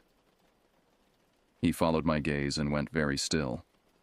For a long moment, we both stared at the impossible track, trying to process what it meant. The print was fresh, probably made sometime during the night while we lay unconscious in the forest. Whatever had left it was real, massive, and had been very close to where we'd fallen. "We need to get out of here," Danny said, his voice tight with renewed fear. Right now. I nodded, but part of me knew it was already too late. We were injured, lost, and stranded in a wilderness that was home to creatures that shouldn't exist. Even if we could find our way back to civilization, who would believe our story? Who would take seriously a tale of giant birds that could lift full-grown men and carry them for miles through a thunderstorm? As we prepared to leave the stream, I heard something that made every hair on my body stand up. From somewhere high above the forest canopy came a long, mournful cry that echoed off the surrounding hills. It was answered by another call from a different direction, then another, until the air was filled with the haunting voices of creatures that belonged in nightmares rather than the real world. They were still out there, still watching, still waiting, and we were still very much their prey. For 3 days, we struggled through the dense forest, following the stream downstream in hopes that it would eventually lead to civilization. My ankle had stiffened into a constant throb that made each step a conscious act of will, while Danny fought through waves of dizziness and nausea that suggested his head injury was more serious than either of us wanted to admit. The forest around us felt alive with hidden watchers. Every rustling leaf, every snapping twig, every bird call made us freeze and scan the canopy overhead. We'd found more tracks along the stream, massive three-toed prints that appeared with disturbing regularity, always fresh, always nearby. Whatever these creatures were, they were following us, pacing our slow progress through their territory like wolves shadowing a wounded deer. On the morning of the 4th day, our luck ran out. I was kneeling by the stream, refilling our water bottles when Danny grabbed my arm with sudden urgency. "Don't move," he whispered, his voice barely audible. "Look up, slowly." I raised my eyes toward the forest canopy and felt my blood turn to ice. Perched on a massive branch about 50 feet above us was something that my mind refused to process as real. It was a bird, but scaled to impossible proportions. Its body was easily the size of a small car, covered in feathers so black they seemed to absorb light. Its head was turned toward us with predatory focus, and its eyes, God help me, its eyes held an intelligence that was deeply, fundamentally wrong. The creature studied us with the patience of something that had no doubt about the outcome of this encounter. Its talons, each one longer than my forearm, gripped the tree branch with casual strength that I knew could snap our spines without effort. When it shifted its weight slightly, the entire tree swayed under its mass. "Back away," I breathed to Danny, not taking my eyes off the monster above us. "Slowly. No sudden movements." We began to edge away from the stream, moving with careful, deliberate steps that we hoped wouldn't trigger the predator's hunting instincts. But we'd only gone a few yards when a second cry echoed through the forest, answered immediately by a third from another direction. They had us surrounded. The bird above us tilted its head, studying our retreat with what looked almost like amusement. Then it opened its beak and released a call that seemed to come from the depths of hell itself, a sound that was part screech, part roar, and part something else that had no name in any human language. The noise hit us like a physical force, so loud and penetrating that it felt like it was tearing apart our eardrums. The call was answered immediately from multiple directions. They were closing in. "Run," I said to Danny, the word coming out as barely more than a whisper. "What?" "Run!" We crashed through the underbrush like panicked animals, all thoughts of stealth abandoned in favor of pure speed. Behind us, I could hear the massive wing beats as our pursuer launched itself from its perch, followed by the splintering crash of branches as it powered through the canopy in pursuit. My ankle screamed with every step, but terror drove me forward through pain that should have dropped me to the ground. Danny stayed close beside me despite his head injury, both of us running with the desperate energy of prey that knows it's being hunted by something infinitely more powerful. The forest became a blur of green and brown as we fled, ducking under low branches and leaping over fallen logs. Behind us, the sound of pursuit grew louder, Not just one creature now, but several, their calls echoing back and forth as they coordinated their hunt. I could hear trees groaning and snapping as massive bodies forced their way through the canopy above our heads. A shadow passed overhead, and I looked up to see one of the creatures diving toward us with wings pulled back like a fighter jet. I grabbed Danny and threw both of us sideways just as enormous talons raked the air where we'd been standing. The creature pulled up at the last second, its wing beats creating a downdraft so powerful it nearly knocked us flat. "This way!" Danny shouted, pointing toward what looked like a thicker section of forest where the trees grew closer together. If we could get somewhere the creatures couldn't follow. We changed direction, crashing through a wall of undergrowth that tore at our clothes and skin. The canopy above was so thick here that it was nearly dark despite the midday sun, and the trunks of ancient trees pressed close together like the pillars of some primordial cathedral. For a moment, I thought we might have found sanctuary. The trees were too close together for creatures that size to maneuver, and the thick canopy would make diving attacks impossible. We collapsed against the trunk of a massive oak, gasping for breath and listening to the frustrated cries of our pursuers as they circled overhead. But our relief was short-lived. From somewhere in the darkness ahead of us came a sound that made my heart stop. The careful, deliberate footsteps of something very large moving through the forest floor. Whatever was hunting us, at least one of them was on the ground now, stalking us through the undergrowth with the patience of a true predator. We were trapped between the creatures above and the one approaching through the shadows ahead. Our desperate flight had only delayed the inevitable. In that moment, as I listened to death approaching from multiple directions, I found myself thinking about all the people who would never know what happened to us. Our parents, who would wait for phone calls that would never come. Search and rescue teams who would comb these forests for weeks without finding so much as a trace of our passage. They would never believe the truth. And perhaps that was for the best. The creature stalking us through the undergrowth moved with deliberate patience, each footstep carefully placed to avoid snapping twigs or rustling leaves. Only the subtle sound of massive weight shifting from foot to foot revealed its presence as it drew closer to our hiding place. Danny and I pressed ourselves against the trunk of the oak tree, hardly daring to breathe as our pursuer closed the distance between us. Above, the cries of the circling birds had taken on a different tone, less urgent hunting calls, and more like communication between pack members coordinating for a kill. They knew we were trapped. They were taking their time, savoring the moment before the final strike. That's when we heard the distant rumble of engines. At first, I thought it was thunder from another approaching storm, but the sound was too steady, too mechanical, and it was growing steadily louder. Helicopter engines, multiple aircraft, coming our direction fast. The reaction from our hunters was immediate and startling. The footsteps in the undergrowth stopped completely, and the cries from above took on a note of alarm rather than predatory satisfaction. Through gaps in the canopy, I caught glimpses of massive dark shapes launching themselves skyward, climbing rapidly toward the higher altitudes where helicopters couldn't follow. "Search and rescue," Danny breathed, hardly daring to hope. The sound of rotors grew louder, and I could hear voices calling through bullhorns, though the words were indistinct through the thick forest canopy. Somewhere relatively nearby, people were looking for us. We'd been missing long enough for someone to organize an official search operation. But our ordeal wasn't over yet. The creature that had been stalking us on foot was still out there, and I could sense its presence like a weight pressing against my consciousness. It hadn't fled like the others. Instead, it seemed to be waiting, perhaps hoping the helicopters would pass and leave us to our fate.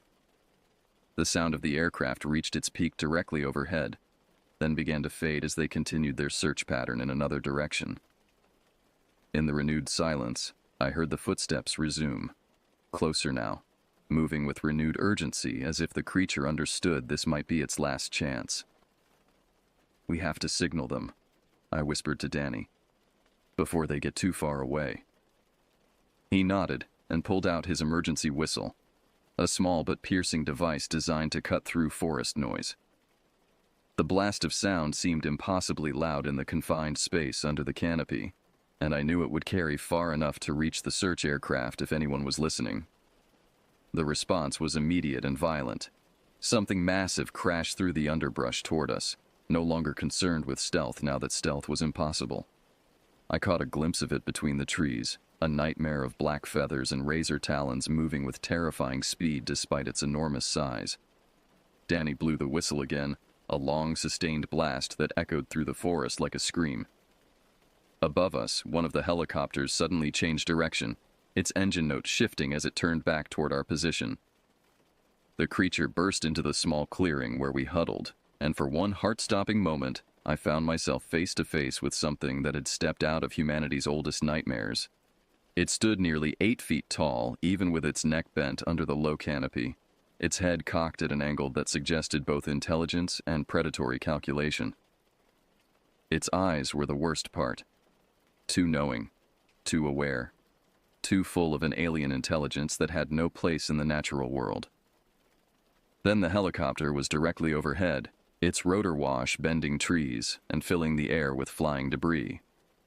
A spotlight beam lanced down through the canopy, sweeping back and forth until it found us. In that brilliant circle of light, the creature froze like a deer caught in headlights, its impossible form clearly visible for perhaps 3 seconds. Then it was gone, vanishing into the shadows between the trees with a speed that defied its massive size. The forest fell silent except for the thunderous noise of the helicopter hovering overhead and the voices of rescuers calling down to us through bullhorns. The rest of our rescue was almost anticlimactic. We were airlifted to a regional medical center where doctors treated our injuries and officials took our statements about being caught in a severe storm and separated from our gear. We told them about getting disoriented in the forest, about struggling to survive for several days, about the difficult terrain and dangerous weather conditions. We didn't mention the birds. The official report concluded that we had been the victims of unusual wind conditions associated with the severe thunderstorm that had passed through the area. Our tent had been destroyed by straight-line winds, and we had been injured while seeking shelter. Disoriented and possibly suffering from mild hypothermia, we had wandered for several days before being located by the search and rescue operation. It was a reasonable explanation. It accounted for all the physical evidence and fit within the boundaries of what rational people could accept. The fact that it was completely wrong didn't seem to matter to anyone except Danny and me. We never talked about what really happened that night, not to anyone else and barely to each other. Who would believe such a story? Giant birds that could lift grown men and carry them through thunderstorms belonged in fantasy novels, not incident reports filed with state authorities. But I know what I saw. I know what carried us through that storm, what hunted us through the forest, what studied us with intelligence that had no place in the natural world. Somewhere in the deep wilderness of southeastern Oklahoma, there are creatures that exist outside the accepted boundaries of reality, ancient things that have learned to avoid human contact but occasionally reveal themselves to those unlucky enough to venture too far into their domain. I still live in Oklahoma, still love the wide-open spaces and dramatic weather of the Great Plains. But I haven't been camping since that October night in 2019, and I never will again. Some experiences change you in ways that can't be undone, leave you with knowledge that you can never share and memories that you can never escape. The wilderness is beautiful, magnificent, and alive with wonders beyond human understanding. It's also home to things that exist in the spaces between what we know and what we fear. Creatures that remind us that for all our technology and civilization, we are still very small and very vulnerable in a world that holds secrets we were never meant to discover. Danny recovered fully from his injuries and moved to Colorado, where he works as a software engineer and avoids any outdoor activities more strenuous than walking in city parks. We talk occasionally, careful conversations that dance around the edges of shared trauma without ever approaching the core of what happened to us in those dark woods. Sometimes on stormy nights when lightning flickers across the Oklahoma sky, I find myself watching the clouds and wondering what rides the wind currents high above the prairie. I tell myself that what happened to us was an isolated incident, a chance encounter with something rare and reclusive that will never cross human paths again. But deep down, I know better. They're still out there, patient and waiting, watching our small human dramas play out beneath skies that belong to them far more than they belong to us. And sometimes, when the conditions are just right and someone ventures too far from the safety of civilization, they remind us exactly who rules the ancient places of the world. The mountains remember, the forests remember. And somewhere in the storm-torn skies above Oklahoma, creatures older than human memory continue their eternal flight through clouds that hide more secrets than we could ever imagine. God help anyone who stumbles into their domain unprepared.